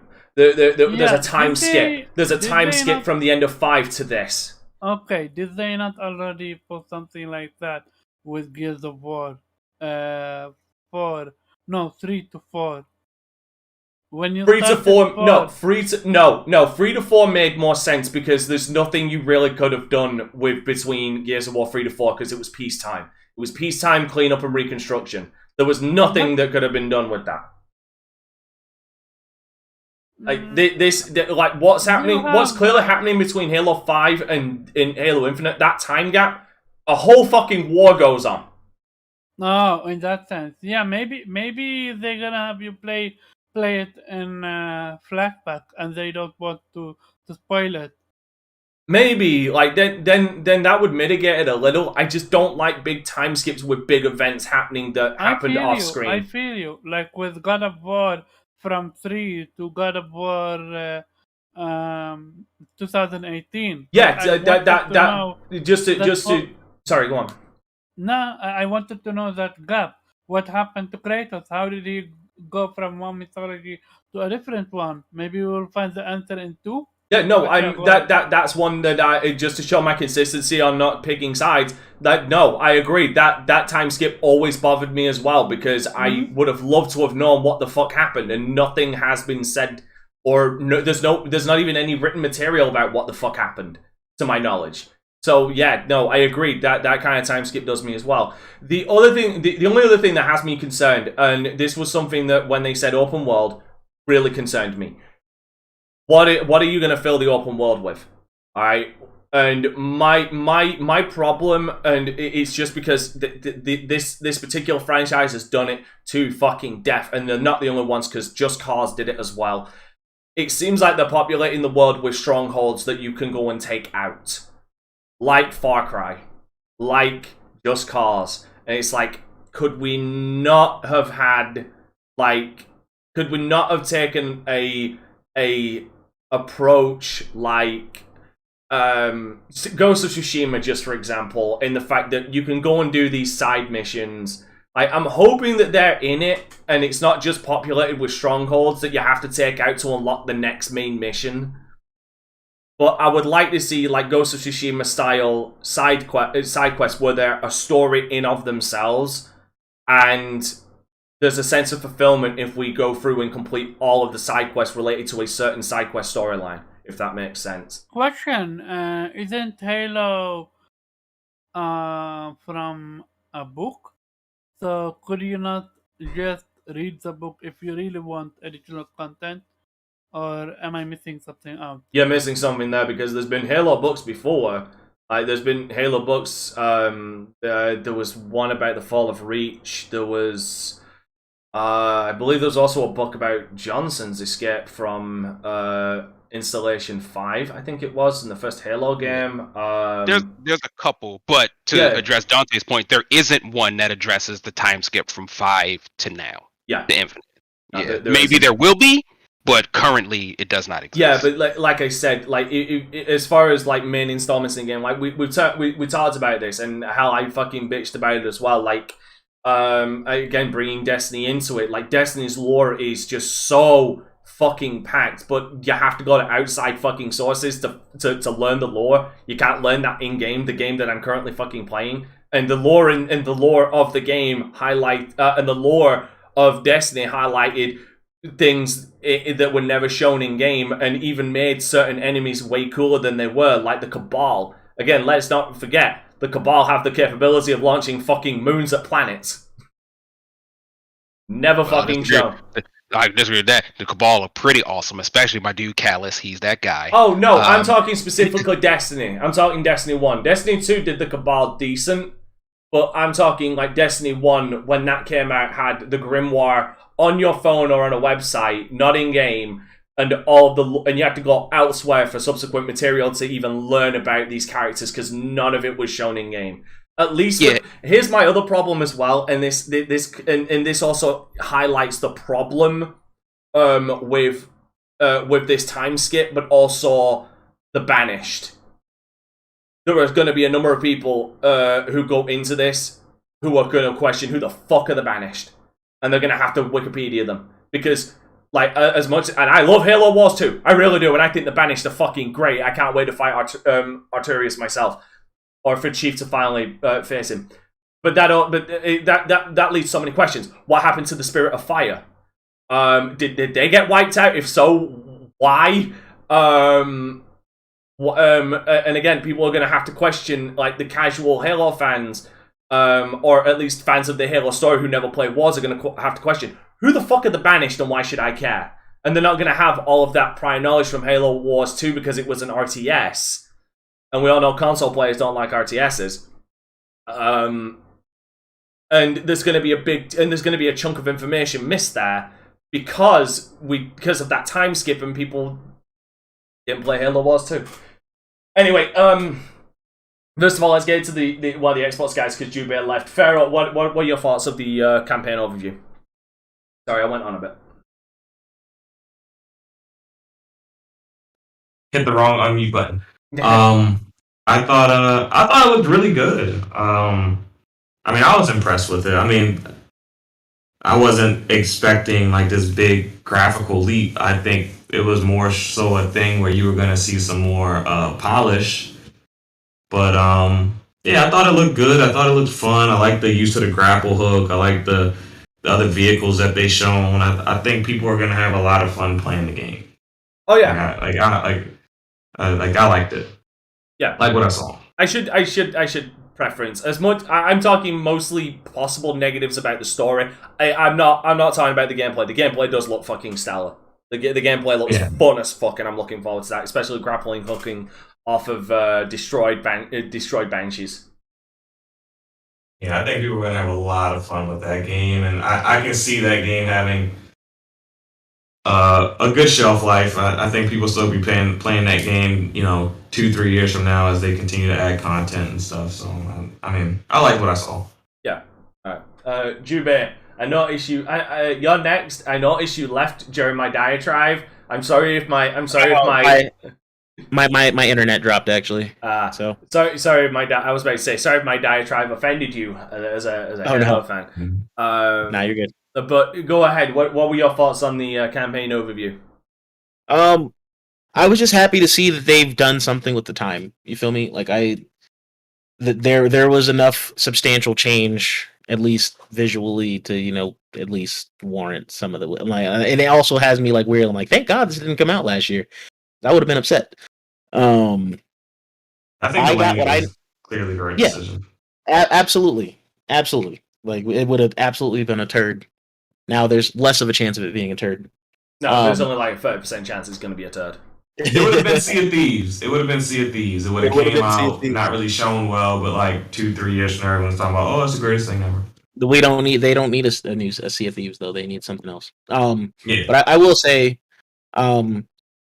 just the change with the grappling hook and how like not flat everything looks. Gameplay wise, it's interesting. The only thing I didn't like was when they dropped off like the little jet thing. I didn't like that. I thought that was kind of ugly, but it is what it is. Yeah, dropping off the jet was kind of weird. I thought he was gonna get picked up. Yeah, then, exactly. It just got dropped on the ground and it just fell and bounced. Yeah. Well, because my immediate thought when I saw that, first of all, I thought, okay, cool, you can actually call in vehicles. That's actually cool. And we're using a Pelican as it's actually fucking intended, as troop transport as well as equipment drops. I like that. Then I saw it hit the ground, I was like, ooh, that's gonna scratch the paint. Yeah, they should put like some sort of hover technology underneath of it so it lands, smooth. Yeah, and there's still time. There's still time for them to do that. That's a polishing thing. It's gonna. When it bounced like that, I was like, ooh. That was like the worst part of the trailer. Like I'm like, ooh. No, do you know the funny thing is if you got in after that, you got in and like the health bar had gone from 100% to 99%. You exactly. fucker. But I don't know how I feel about the open world portions, like as far as having to clear out bases, but knowing what I know about Halo and it being a sandbox, that should be fun. I feel like in like games like Far Cry, I kind of tackle bases all the exact same way. It just boils down to that. And I'll send a companion in and I'll snipe and call it good. That's what it is. It definitely seems. The one thing I will turn around and say is it seems like it's definitely more of a not Far Cry, Just Cause approach to emptying bases because of the grappling hook and the absolute absurdity. Yeah. The one thing that I do like about all of these Halo trailers and commercials is that they've shown all the different ways that you can use the grappling hook. Like they're making sure that you can use it to swing around this building to kind of have like a little advantage. You can, pull enemies in or, pull yourself towards enemies. You can grab things. What I need to know, what I need to see happen, because I might have missed it in the trailer. I might have, and I'll be upset if I did. What I want to know, if a brute is coming at me with a gravity hammer, can I fucking grapple hook that fucker out of his hands, get it into mine, and then smash him in the face while he's still running at me? That would be interesting, but we'd have to see it. I don't know. I want to tell me that does not sound like the best thing ever. Just grappling hooking a fucking gravity hammer out of a brute's hand and then just smashing him in the face with it. But I mean, in that case, you need to be able to do that with all weapons, and I kind of have a feeling that would turn into I'm just gonna disarm you and like. I would say, okay, I think the way they could definitely mitigate that... If it was a more skill-based thing where you have to actually, like... Well, there is skill trees in this, yes. I mean, that's something we did gloss over. That upgrade tree also... No, but I'm saying, like, if there's like because, because whatever you do in campaign, you have to be able to do in multiplayer. So I'm saying, if there's, like, some sort of skill-based thing to it where, like, you gotta aim in a specific spot yes, in order to take it from them. I was about to actually bring that up. I wouldn't say everything needs to be in the campaign that needs to be in multiplayer. I wouldn't say that, no. Right. But if it was definitely skill-based where you actually have to aim, because, I mean, enemies not only move around, but they also get behind cover, so... If it was a skill thing where you actually had to aim at the goddamn fucker's handle to snatch it off of him, or a grunt's plasma gun, you actually had to aim at the tiny little bastard's hand to get it. Like, then I would say that definitely helps. And if it was unlocked behind an actual tree, because like I said, there is a skill tree. You've got grapple shot, shield core, threat sensor, drop wall, and thrusters. Yes, did you see yes! how I can actually shot. That's the one thing. It's the one ray of shine I fucking loved in Halo 5 was I just loved like fucking ramming speeding everybody off of cliffs. I fucking love doing that. I want that to please tell me that I can do that in Halo Infinite. 10 out of 10 game if that's the case. No, I thought the tree looked like pretty extensive. Like you saw they added like a shock property to like the grapple hook and things like that. Like that something like that might be part of the skill tree, even if they haven't shown it yet because they don't want to give away like, oh, you can actually snatch gravity hammers. Like, yeah, that would be a cool moment, but I'd rather play that moment and find that out if that's the case. I didn't see anything for the grappling hook as far as that, but in the thruster they actually showed off a lot more. Because the second one is Afterburner, adds a second charge to your thruster for one upgrade. Thermal Control reduces thruster cooldown by 20%. And the third one is Impulse, allows significant power in the thrust, allowing further and faster travel. That's going to be interesting. It is. Oh, an escape velocity adds a personal cloak effect to thruster lasting for 4 seconds after activation. So basically, it should get out of jail free card. Things are not going your way, thrust behind cover and get the fuck out.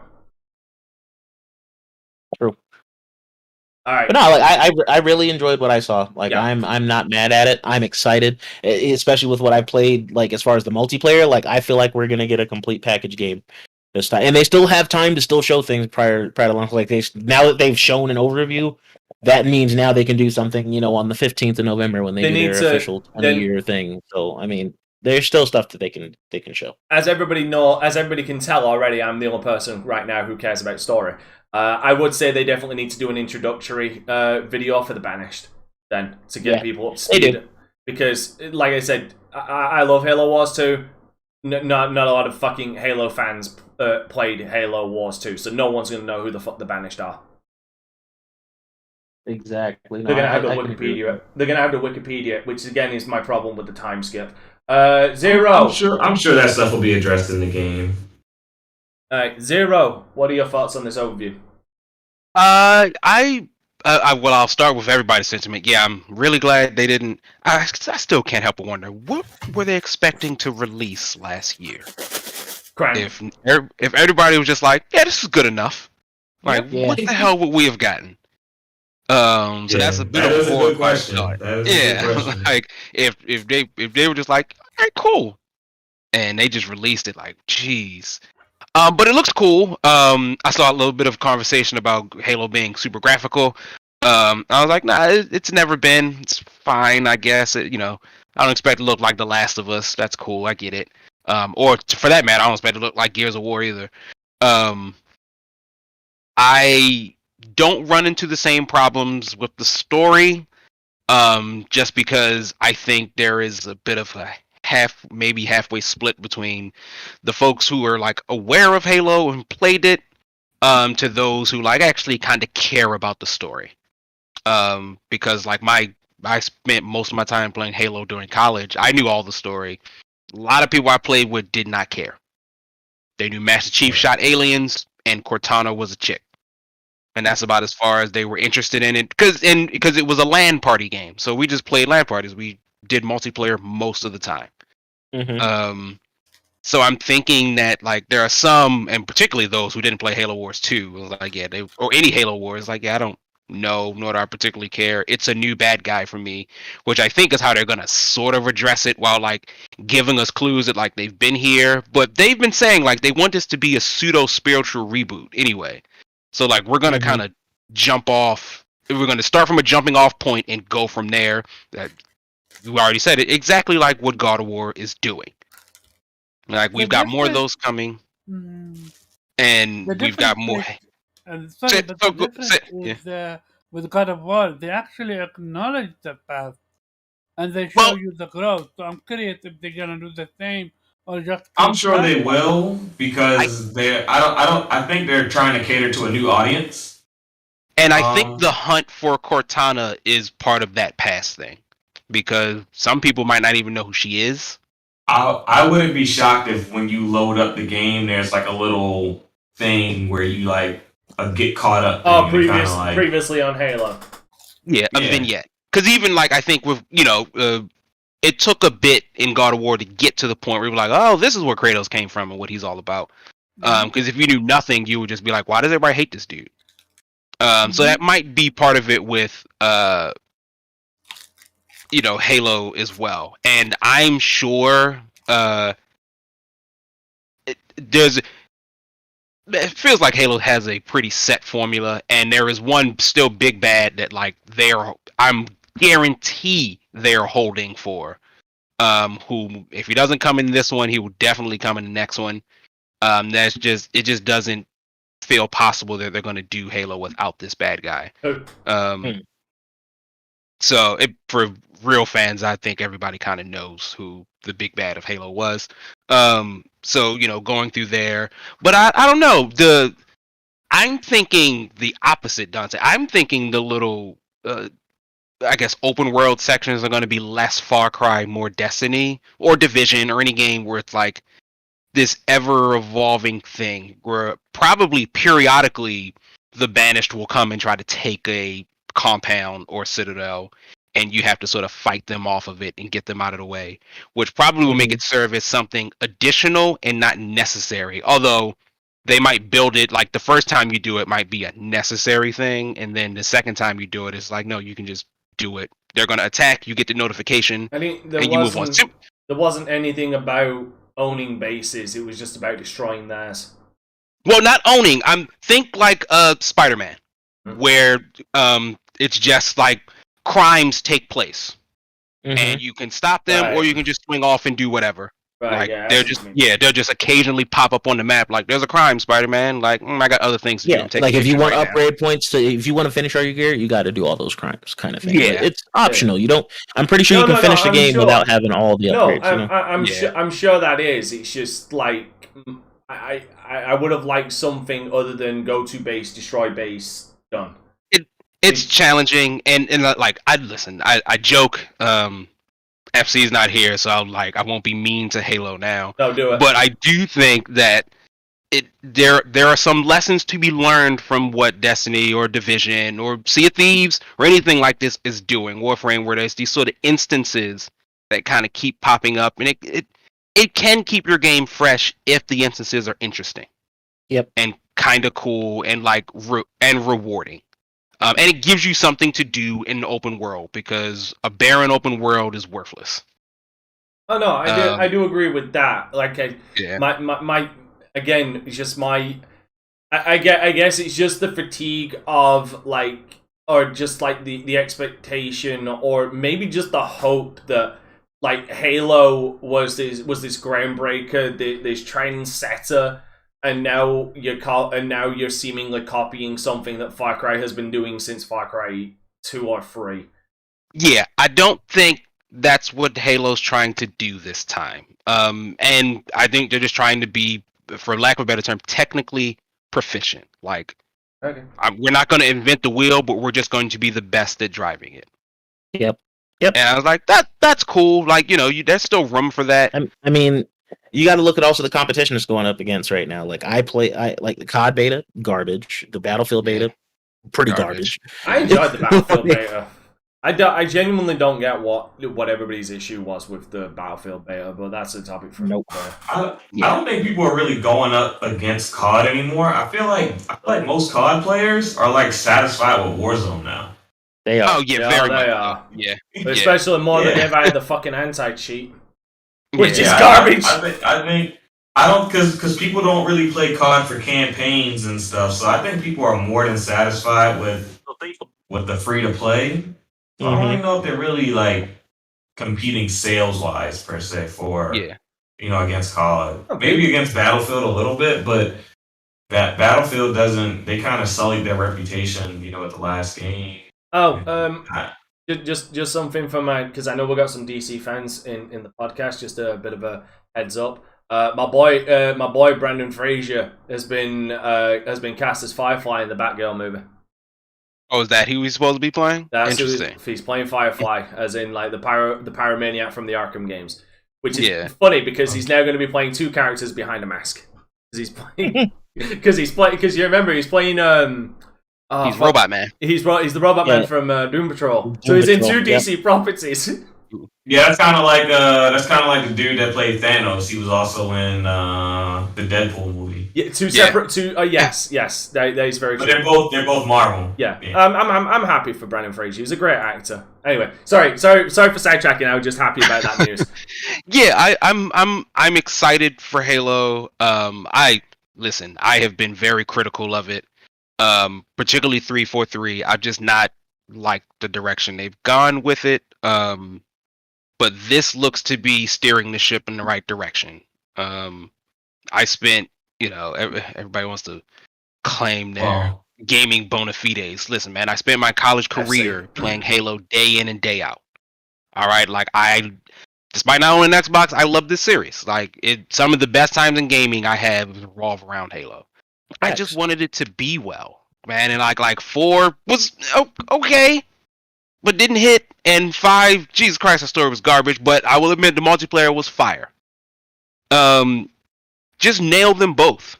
Like there is no one else really out there doing it, right? Like there's nobody out there who has a solid story and solid multiplayer for a first-person shooter.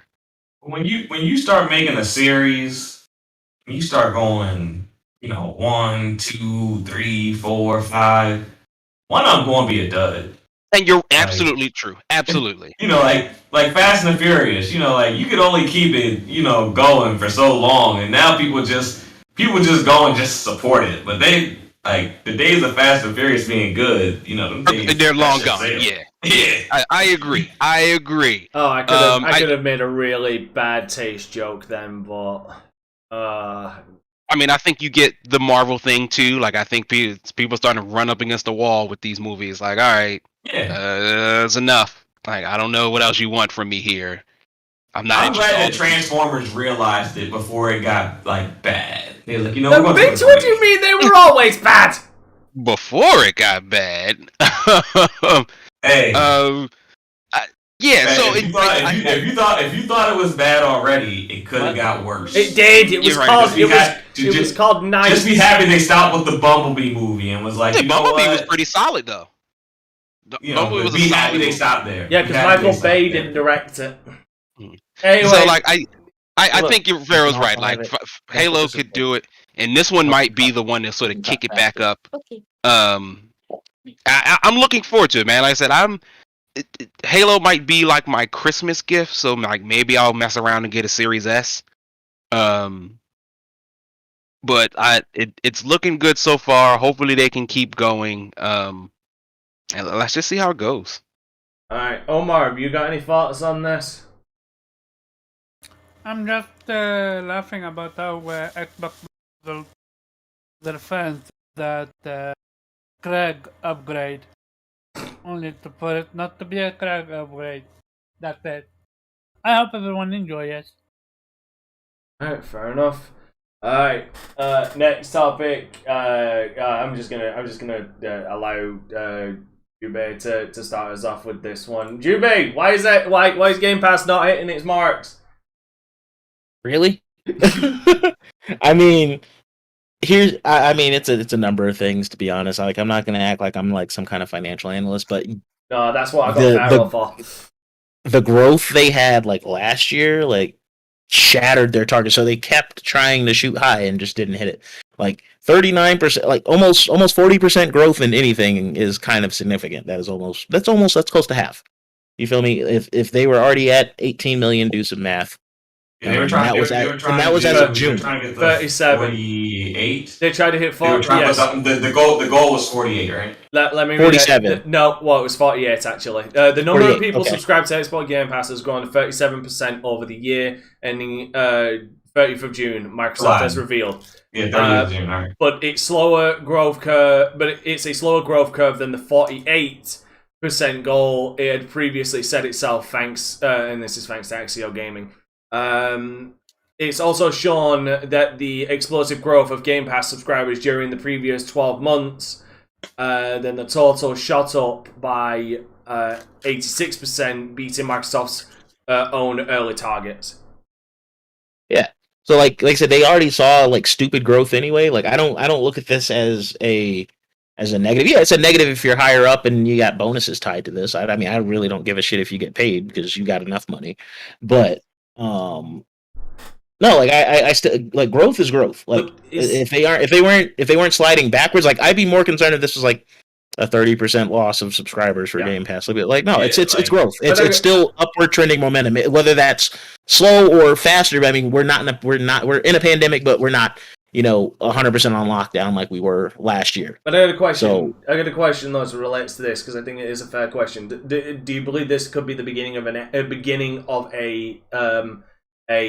flat line, so to speak, where they're going to hit the total amount of subscribers and not go any significantly higher or even lower? No, I don't think so. Okay, I think we're still years away from that because we haven't got games out yet. So I think the flat line point that we have to consider is when the Game Pass subs equal the amount of consoles sold. Yep. And then if they break past that, like, are they really penetrating PC? Are they really penetrating mobile? The way that they're trying to. Pharaoh, what are your thoughts being a business analyst and all that shit?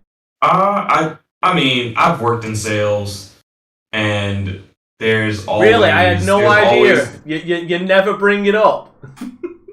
Sales isn't necessarily fun. There's always astronomical goals in sales. And, if you hit them, you get the bonuses and it feels great. But if you don't, guess what? The company still made a lot of money. I work places where you had to bring in $1 million in new money every month.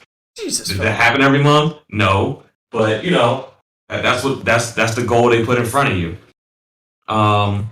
So, I don't think that this is a negative. It's just they just didn't hit a sales target, but they still made a ton of money. So I mean, I don't think it's a negative. I actually think it's a positive that they could have this much growth without releasing any first-party content. So once first-party content starts feeding the service, and then you start supplementing, your Outriders and your MLB The Shows into the service as well. I think that's when you start seeing. What the real growth curve of Xbox and Game Pass really is going to be. Sec, I had some. Damn it. Zero, what are your thoughts while I try and think? Honestly, I don't have a particular lot of thoughts about it. I have no idea where Game Pass is going to end up from a subscriber count. I've always wondered if who's going to come and do it better, right? Because Microsoft, or will Microsoft be the one to just reinvent it and do it better again? So I guess the numbers are fine, but I've got no frame of reference for them. I don't know, and because Sony seems to I guess forget PS Now exists, they don't seem to release the numbers, or maybe they do. I just don't hear about them. I will let you know now who's going to win. All right. Whoever's gonna win is gonna be who figures out how to connect the controller to the TV without the console. It's just service and TV. No. That's gonna be who wins. No, I'll tell you one better. It's the person who the person who wins is the person who figures out full on cheap virtual reality with a trackpad that you can stand on and move around with gloves that go on your hands that you can actually move your fingers individually and you can move around. I think that's who wins. That's like 15 years away from now, because when the initial technology comes out, we know that's going to be uber expensive, and then that technology has to become affordable to the masses. I'm just saying that's who wins.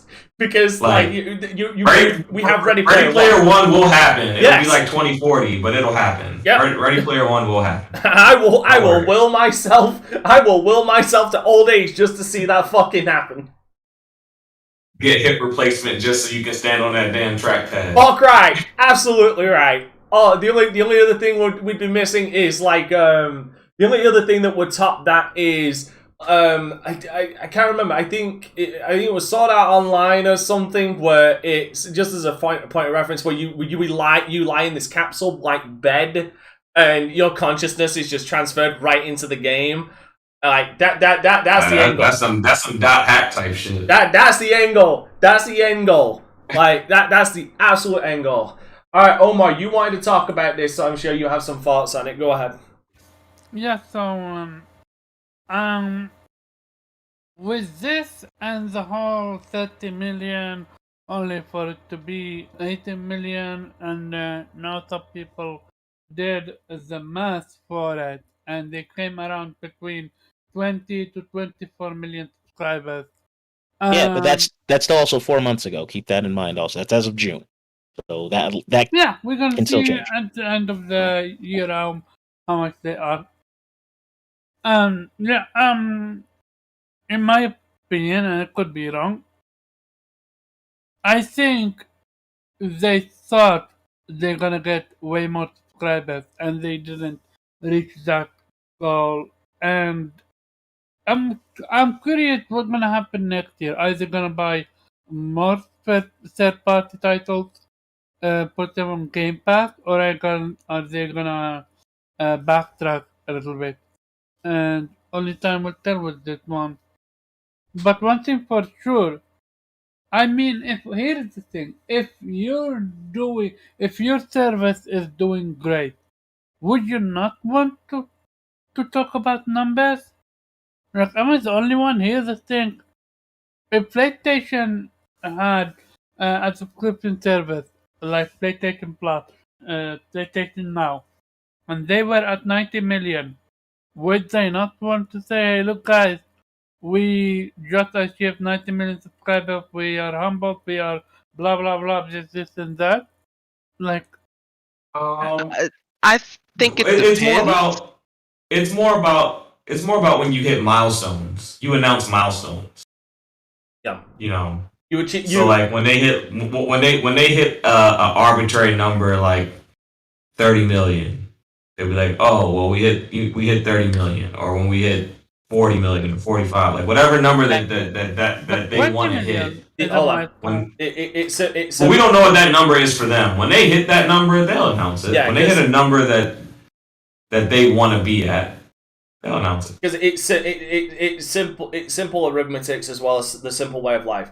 Companies announce their success, leakers and reporters announce their failures. It's simple. I mean, like, look, this 37% is being looked at as a failure. No. I'm not saying it's a failure. I'm not saying it's a failure. I'm just stating that. No, I'm saying outside. I'm just saying the outside community. People are reporting it as, oh, you know. Well, no, Game Pass isn't doing well because it missed the sales target. No. That's a retarded way of looking at things. Like, I've remembered what I was going to say, and that is just be thankful that this isn't EA, because if they'd have missed that projection, this had all been cancelled, and the studio would have been shut down. Luckily, I don't think that's going to happen with Microsoft. But no, like all companies miss goals. Are you sure Mixer got cancelled? Oh, that was because big difference. Mixer did not get canceled. Mixer got sold. Mixer got sold and integrated into Facebook Live. Second of all, Mixer was a prolonged failure, like a prolonged money bleeding failure, because they spent way too much money on the wrong goddamn things. Instead of they bought talent, they didn't make in-house talent. Like, they didn't try and highlight like bigger content, smaller content creators and stuff like that. They shelled out millions for guys like Ninja, who really didn't bring in the audience they thought they would. Right? This is still growth. This is still in a net positive. This 37, they just missed their what they wanted. They missed what they wanted, but what they got was still a profit. It was still 37%. Like, let's be fair, they only missed it by 11%. Like, this isn't a negative in the sense of it's doomed to fail. This is a negative in, oh damn, we're only going to make 100 million this year instead of 150 million extra. Like keep it in perspective. Like, look at your bank account, and if someone added 38% to it right now, would you say that's a failure? Like, That's basically what happened. Like failure is determined, like, and I'll agree with Farrell on this one. The failure will be determined. The true scope of this will be announced, or it will be revealed once they start getting games on that service, and then once we hit, like, in my opinion, the plateau, like the stagnant area. If that number starts decreasing in a rapid succession as well, that's when we'll see if this is going to be a failure or a net positive. Because they're going to announce those player counts when Halo drops. They're going to announce them player counts when Forza too. Like drops. we act like Forza. Yeah, when they're going to be like, oh, we had this many concurrent players, and there was this many hours of gameplay this weekend. That's that's all going to happen. The success of Game Pass, and unfortunately, these are numbers I don't necessarily think we're going to be getting from Microsoft, because they're just going to pop the. And honestly, I think these are going to be internally guarded secrets. They're not going to allow. They're going to try their absolute fucking damnedest to make sure these numbers don't get out. Like the measure of success for Game Pass is going to be how many people play the latest releases on Game Pass, like Halo. How many people retain playing it, and engagement. Like, how long are people playing it? Like that engagement is important, but also the purchase of in-game content is important, because once a game comes out of the service, that's not a first-party title, because first-party titles stay in, but like as far as like third-party goes, if you buy content, like if I buy content for what's a game that's in the service, NBA 2K, I buy VC for NBA 2K, and then they take NBA 2K out the service. I spent $60 on VC. Of course, I'm gonna buy the game, especially now that it's like only like $29.99 or whatever. Like that's kind of so you end up in a roundabout way when you start buying that in-game content, you kind of feel obligated to buy the game. I'm pretty sure people that buy in-game content. That's one thing I just don't, and I've had this fear for the longest time, is like, and I don't feel like this is unwarranted. I really don't. My worry for Game Pass has always been our third parties who are going to subsidize any potential loss by just saturating it with microtransactions. Like, I mean, it's already fucking happening in games, but is it going to get worse? Yeah, I don't think games are being made. I don't think games are being made by third parties with the intention of it being inside of Game Pass yet. When Game Pass gets like 100 million subs, that might end up being the case. Which I thought, but as of right now, I don't see games being made with the intent of it being a Game Pass. Oh no! Games are already being made with the intention of leeching off your fucking wallet anyway. So yeah, but I'm just saying they're not thinking about it from Game Pass a Game Pass perspective, from a subscription service perspective. They're thinking about it from purely whatever perspective that their company is prioritizing the development of that title. With what called for the game literally developed around Game Pass. And I would not be surprised. No. All right. So, how many Forzas have you played? Because there's been nothing that has changed in I didn't say that how the game is modeled. The Playground game developers said it themselves. I didn't say it. I guess the question is then, what does that mean? Because I mean, like, if you played Forza Horizon, What are we on? We're on 5 now? I mean, if you played any of the Forzas, or you play any racing game, it's pretty much the same. You buy the base game and you buy car packs and maps. That's not really a Game Pass thing. That's a racing game thing. So with Forza, nothing's changed. It just happens to be on Game Pass. Well, it just happens to be on Game Pass. If the Playground developer said it, my question to them is, what does that mean, sir? Yeah, what does it mean to have a game built around Game Pass? Well, I think what you would say, I think what you may mean by that, because like the actual like fundamental game itself is not any different, but you can buy the content of the game and get the base game in Game Pass. You don't have to buy the game; you can just buy the content. So they may mean like that. Like, what is it? Like Killer Instinct. There's like you can look it up, but you can like download. You can pre-download Forza Horizon 5 right now, play it day one, base game or whatever. But then there's like a premium pack that you can buy for $45. You can pre-order, and then with that premium pack, you get early access to the game, even though you didn't buy the game. You just bought the premium pack with the extra cars, so you get early access to the game. You get a couple extra cars, and maybe I don't know if you get extra maps. I didn't really look into it. I know Jube already got it, so he should probably elaborate more on it than I am. So as far as like the it's all the digital stuff from the Ultimate Edition of the game. yeah. So That's, functionally um, not different. It's the car pass, the season pass, like it's all the It's Horizon 5, microtransactions. isn't it? It is Horizon 5 we're talking about. Yeah, it's Horizon 5. Right, okay, I'm just making sure I'm showing the right fucking They sell car packs and all that shit. It's all the car packs. You know, it's I mean, but you like bought Gran season Turismo pass. does the same thing. Like if you look at any race game, they all do the same stuff.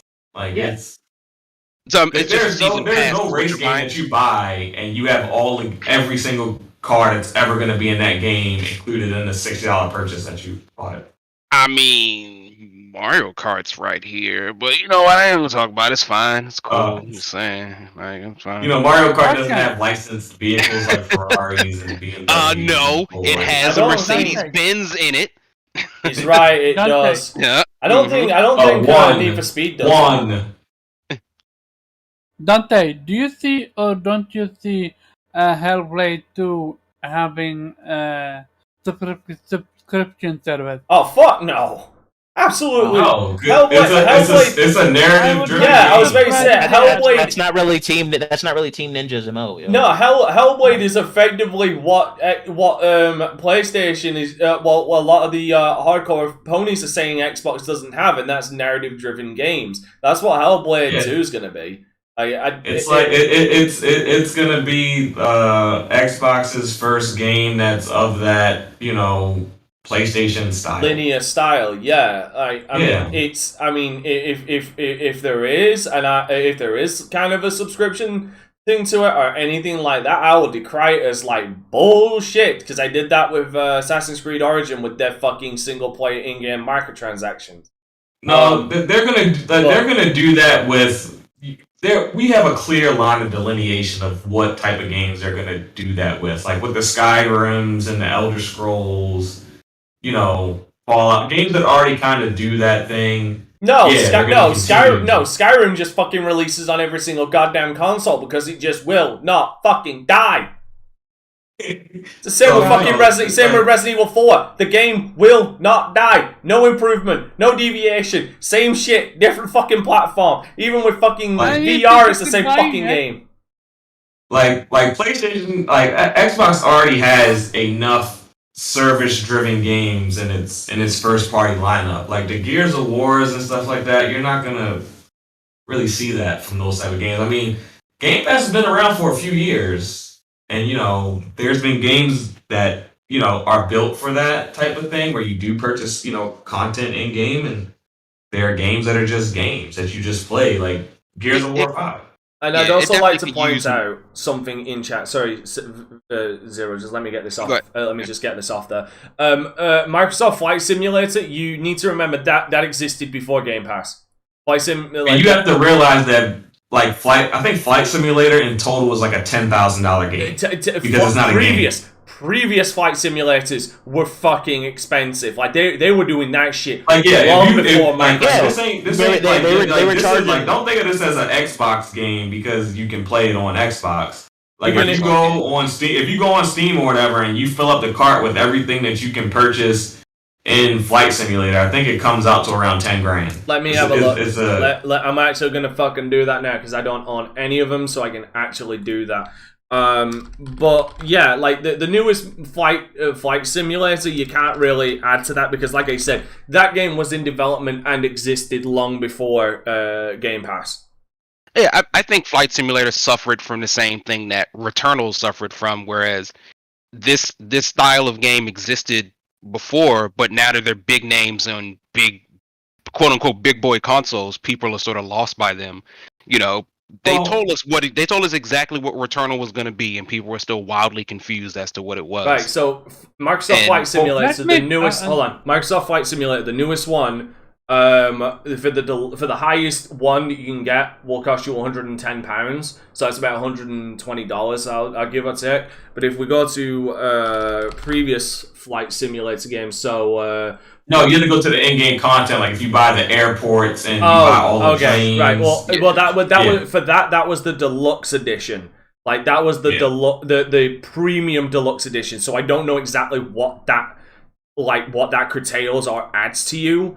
Because I mean, the deluxe edition adds the Diamond aircrafts, the Textron aviation aircrafts, the Amsterdam airport, the Cairo, the Cape Town, O'Hare, Alfredo. Air is not default. Wow. That's in the deluxe edition. The premium deluxe edition adds all of that. You get the true to life version of those. Yeah. The premium deluxe edition adds all of that, including the Boeing 747, the Cirrus aircraft, the Pedestin Virus SW, the Trexton Aviation, the Zlin, Denver International, Dubai, Frankfurt, Heathrow, San Francisco. So I don't know. I don't know entirely, but it seems like maybe this premium deluxe edition actually gives you everything. But if I was to go to Flight Simulator X, which I believe is the Steam Edition version. If I was to do this, because for fuck's sake, for some reason this game has over 263 pieces of DLC to it. I don't even think, is it actually even possible for me to add all of this to a fucking? Oh my god, it just keeps scrolling. No, please. It's a lot. Yeah, this is for Flight Simulator X. I believe this is the one before the newest Flight Simulator. Guys, fill the time while I'm scrolling because it just keeps going. Yeah, but people have to understand that Flight Simulator is not necessarily a game. It was something that was in development, and they said, how can we make more money out of it and make it something for the everyday, consumer? And they catered it to gamers so that I could get more people into it and make more money. But it's not necessarily a quote unquote game. Yeah, it feels what if you have those people that can't really afford like a beast PC, but they can get they were able to get a console. Now they can they can still play Flight Sim with their. It's like a rare reverse, right? Like it's a PC game primarily that decided to let me try to dabble in console gaming. But like the people who like Flight Simulator. It was a tool that was developed for actual pilots to get experience. But you know what? Yeah. Like these pilots ain't making us no money. Yeah. We need to get more people on this. So how do we do this? Train Simulator, which is part of the same thing. Like people like train. I was just about to bring this up, so I found I couldn't do it myself because I couldn't add all DLC to cart for some fucking reason. But someone did the maths for Flight Simulator X. For the grand total of all the DLC would cost you $4,711.47. Train Simulator is even worse because the DLC for Train Simulator in its total comes to $8,017. Yeah, and why? What it boils down to is just like if you're a train enthusiast, quote unquote, like you just sort of buy what you want. You don't necessarily buy all 8,000 unless you want it. But like you buy what's important to you, and I imagine they have their favorite trains, stations, railroad paths, like all that type of stuff. That just again, this space existed before. It to me, the closest thing I think of like proper gaming is like Dead or Alive. Dead or Alive is full of ridiculous amounts of DLC costume packs that a lot of people are aware of, but most people just ignore. But if a brand new proper Dead or Alive dropped next week and was just full of costume packs with ridiculous pricing, people would sort of lose it, but not realizing Dead or Alive has just been doing this. That's just how they operate. So basically what you're saying, look at the stream, Zero. Are you saying that these are the kind of people that buy all that DLC for Train Simulator? I'm just curious. Yes, so. Is this sometimes? Yeah. Is this the kind of person? Oh, I fucking love this GIF. They got train simulators for free on Pornhub, Don't excite Jube. Don't excite Jube. Yeah, Jube gets our group chat kind of reckless with his links. Yeah, just so many. You would not believe the cup size of a fucking bullet train. Like the strap on that son of a bitch. And I'm sure Jube would somehow find a way to get it off. Yeah. Y'all making me out to be some kind of sexual deviant, man. Are we wrong? Yes. Well, I mean, we're not making you out to be anything. It's just sometimes you hit send button to the wrong DM thing, and yeah. We are not bigoilymen.com, Jube. Stop sending us your shit. Fuck off.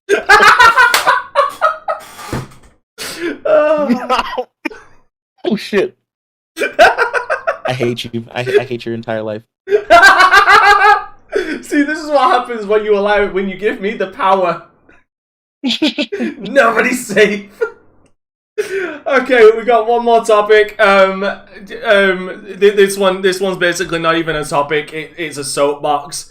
Zero, I'm gonna give your 4 foot zip nothing ass this soapbox so you can be a little taller to tell everybody about the glory that is Guardians of the Galaxy. So please enjoy your soapbox, sir. Oh, I mean, forgot all he's about that. actually cheating because FC is not here to complain about it. It does feel wrong that FC's not here, though. I know it's like, a Marvel game that he can't rag on being Marvel. But he will feel it in his spirit because you know what? I guarantee. Told you, dog. Like I told you. Right now, he's gonna get the last laugh because by the time it comes out, Eternals is gonna be out, and we're not hearing good things about that. Somewhere in DC, in some backroom fucking hospital, while he's getting a hammer to his goddamn knees, he just felt a disturbance in the force. Yeah, and like I actually went back and listened to that E3 episode. Only person who stood with me was Omar. Wait, he was like, no, it was kind of okay, and he was like, all right, yeah. Wait, what do you mean? I saw that. Wait, what do you mean? No, he was the only one. I remember that. Hold on, wait. Hold on, wait. Are you sure? Yeah. Are you sure you were the only one? Because I mean, I turned around and said it was a wait and see for me, but the game did not show well. Yeah, I just said the game didn't show well, and you agreed with me. The frame rate looked horrible.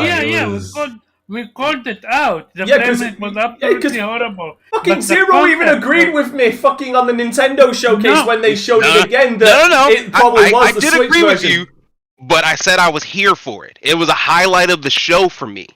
It wasn't a highlight of the show for everybody else. I was like, show was this joint is going to be solid. It didn't take much to be the highlight of the Square Enix show. I was like, this girl's going to be solid. I was like, I'm putting cases on everybody, and then Omar was like, no, it's cool. I was like, all right, well, Omar, I couldn't even tell you what was at. I couldn't even tell you what was at the screen If you had to tell me, if you put a gun to my head right now and said, tell me 5 games that were at the Square Enix showcase, I couldn't tell you. God, I feel like I'm being unjustly victimized here. I can tell you Final Fantasy Strangers in Paradise. And I could tell you, it was Life is Strange, Guardians of the Galaxy, and I would ask you like, Life is Strange. Was Forspoken there? No. Was Final Fantasy 16 there? And the next thing I'll be shot. No, but there was a Final Fantasy. There was a Final Paradise Lost. Oh yeah, Strangers in Paradise. I said that one. I must kill the chaos, because chaos is everything. Chaos is love. Chaos is life. Shout out to that Pac-Man cake. And that trailer wasn't even memorable. You know what was memorable about that Final Fantasy? That they released the damn demo and it didn't work for a whole week.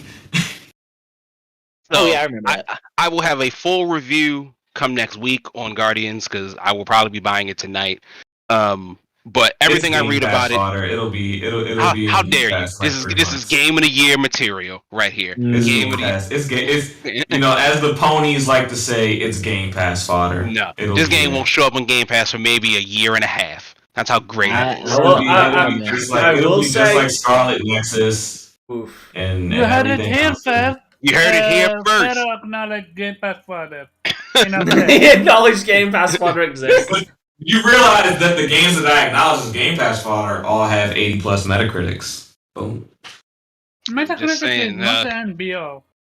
It is when it's on your side. It's a nice baseline, though. It is the pony end all be all. I love Day Gone, and it's a 7. I don't care about Metacritic. I play what I play. I'll also. Dawn is It's definitely better, already. but that is Guardians is already a 10 on 10 for me purely Look, for that Pac-Man. I will agree. I will agree that Metacritic doesn't mean much, but I will also agree that fanboys weaponize Metacritic scores. Oh yeah, for sure. Good or bad. Oh yeah, for sure. So Absolutely. when people want to say that Game Pass doesn't have any good games, they point to Metacritic of games that are in Game Pass. I agree. Instead of actually playing them, but as soon as the medium comes out, oh, now it's green. Yeah. Like, I will So, be you using know, that. I I'm need to weaponizing buy it The medium against great. FC because his adored game Judgment actually scored lower than Guardians of the Galaxy. So Ooh. yeah, so But I also, just can't wait. but I also, but I would counter argument that to also saying that fucking games journalists just don't know jack shit about Japanese games. And the one thing, and another thing, when it comes to superhero games, there's a natural bump that they get due to people like already. No. Yes, I don't want you damn it controlling the greatness that is Guardians. I'm It's a not fantastic damage game. controlling very damage anything. controlling. There is a certain bump that superhero games get because people are already familiar with the characters. As long as you nail the game, it's gonna review favorably. Based on people already having familiarity with the characters. It just is what it is. I'm 2 for 2. Bug Snacks, now Guardians. Like, listen to your boy. I put you on the great games. Everybody was hating on Bug Snacks. Came out solid game. I didn't even give it. I love Bug. I genuinely love Bug Snacks. And I just didn't give two shits because I was like, the fuck is Bug Snacks? Everybody wanted to hate. Listen to me. I'm gonna take great issue with you, Zero. You wash your mouth out with soap when you speak my name.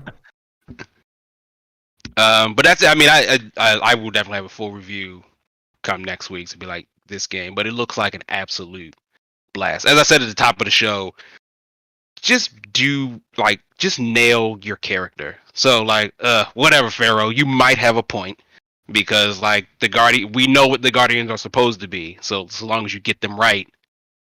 Don't falter. You should get a thing. You had a base, and now you're faltering, and you're giving them the edge. Don't do. You know what? You're right. Screw you, Pharaoh. The game is fine regardless. Screw you, Pharaoh. All right, I think now I'm gonna take your soapbox away so you can go back to your 4'5" self. With your squeaky voice. All right, yeah, that is going to be it for this Vitamin G podcast. Let's do our outros. Jubei, where can people find you? Hey, you guys can find me fishing the waters in Moonglow Bay because that just came out. Yeah, I see you playing it right now, actually, as we speak. Professional. Fucking professionalism right here at the fucking VGP. Nothing but professionalism. Remember that, ladies and gentlemen. The fucking quality standard. All day, every day. I wasn't playing, and I did press start on it, though. It's on the start screen. That's going to happen. Yeah, so you can find me doing that. Finishing up my costume for my birthday on Sunday. Happy birthday! Happy birthday Sunday? Huh? So does that make you like a Scorpio or something? No. That makes him eligible for fucking retirement. Happy birthday! Oh, you're early. It's in like better to be early than late. So I'd rather tell you happy birthday now than tell you happy birthday on Monday when I'm late. You're right. But yeah, yeah, that's about it. All right, Pharaoh, where can people find you? And you can find me on Twitter at Pharaoh Bassard, Twitch at Land of Pharaoh. I'll throw some other links in here real quick. Boom, that's kind of where you can find me. But yeah, I'll be streaming some different stuff. I'm gonna get back into Tales of Arise. They kind of bum me because the DLC is too damn expensive. Like I didn't know if you didn't buy the Ultimate Edition, that the DLC was just like outrageously priced. So it's just like, all right. But whatever. I'm past my grease stage. I'll be back into it. All right, Omar, where can people find you? People can find me at Curve_Job on Twitter and Game Slayer on YouTube. Last week episode was fucking amazing. 4.5 hours we went through it. And 1 hour alone, it was a debate, Final Fantasy 7 versus 8, which is the better video game. And of course, Jay Barry was as a guest, and he utterly crushed it. Final Fantasy 7 is a better video game than 8. And that. I agree with that sentiment. All right, Dante, where can people find you? Oh, thank you, Dante. I'm so grateful for the love. People can find me at Dante Crisis on Instagram, Twitter, the Dante Crisis on Facebook, and you can also find me at Dante Crisis on Twitter, on Twitch, YouTube, and DLive. Currently doing. I'm going to be finishing my 100% playthrough of Metroid Dread today, Tuesday. Wednesday is currently up in the air, but it looks like I'm about to get fucked over again, thanks to my Patreons. Thursday is more Mass Effect 3, which is also going to have a surprise merch drop on Thursday, so keep your eyes out for that one. And Friday is more Astral Chain as well, and I'm currently doing a Let's Play of Amnesia: The Dark Descent and Dying Light: The Following. And as Big Boss once said, everything must eventually return to zero. So Zero, where can people find you and where can people find us? That's kind of cool. Everything must return to zero. That's pretty clever. That's like a me thing. Good on you, Dante. You've been hanging around me a little too long, huh? Hey, put it on a shirt, bro. I like that. Yeah, everything must return to zero. Anyway, guys, you can find me ZeroX386. That's pretty much where I'm at everywhere. Come play some Apex, man. Or like just come to the house if you want to. Like I'll probably steam some crabs up. You know, we can eat, hang out. Go steak on the barbecue. I'm there. Yeah, it was fine. But of course, you can always find us on Apple Podcasts, Google, Spotify, Podbean. Just pretty much anywhere you listen to a podcast or any of your other favorite guys, we will certainly be there as well. And hopefully that we are also your favorite guys, which, like, of course we are, right? Like, obviously. Please make sure to not only check us out together, but check us out individually. Omar Gameslayer, Land of Pharaoh, Jube on Twitch, Dante Crisis, support our team. And please tweet at FC how great Guardians is and just how fantastic like the Marvel universe is. So just keep that going for me. That's a personal favor from me. And also, you can just do that. Real, and support Dante. This man streams every damn day, consistent streaming, and he's doing the gaming. He's interactive. He's talking with you. And he's giving you some really solid gameplay. You know, So thank you for and he's playing games on unimaginable levels of difficulty. You know, the type of games that make Omar cry at night. You know. Fine, I will allow it. Thank you for filling in for FC. and also tweet at FC how your knees, because you're going to lose them again when you come back. Omar, isn't he getting physical therapy on his knees? Like, didn't he already It's because of all the L's. It's because of all the L's he's taken. He needed physiotherapy on his knees so he could get feeling back in them. Now I understand why he's getting rehab. Because he so many times. It's losing life. And Omar, I keep telling you, he's not filling in. We're hijacking FC's show. This is a mutiny. It is a live mutiny on air. This is a mutiny. This is a revolution. Viva revolution! You know the worst part? He hasn't been in the chat or anything, so he probably doesn't know what the hell's going on. Nope, he doesn't even watch these back. He'll never know. And once again, I'm Dante Crisis. This has been your weekly dose of vitamin G. So remember, keep it gaming. All right, we're out of here. Peace. Later. I'm on the outside looking in, and I wanna be back on the inside. I don't wanna be left on the outside, all alone.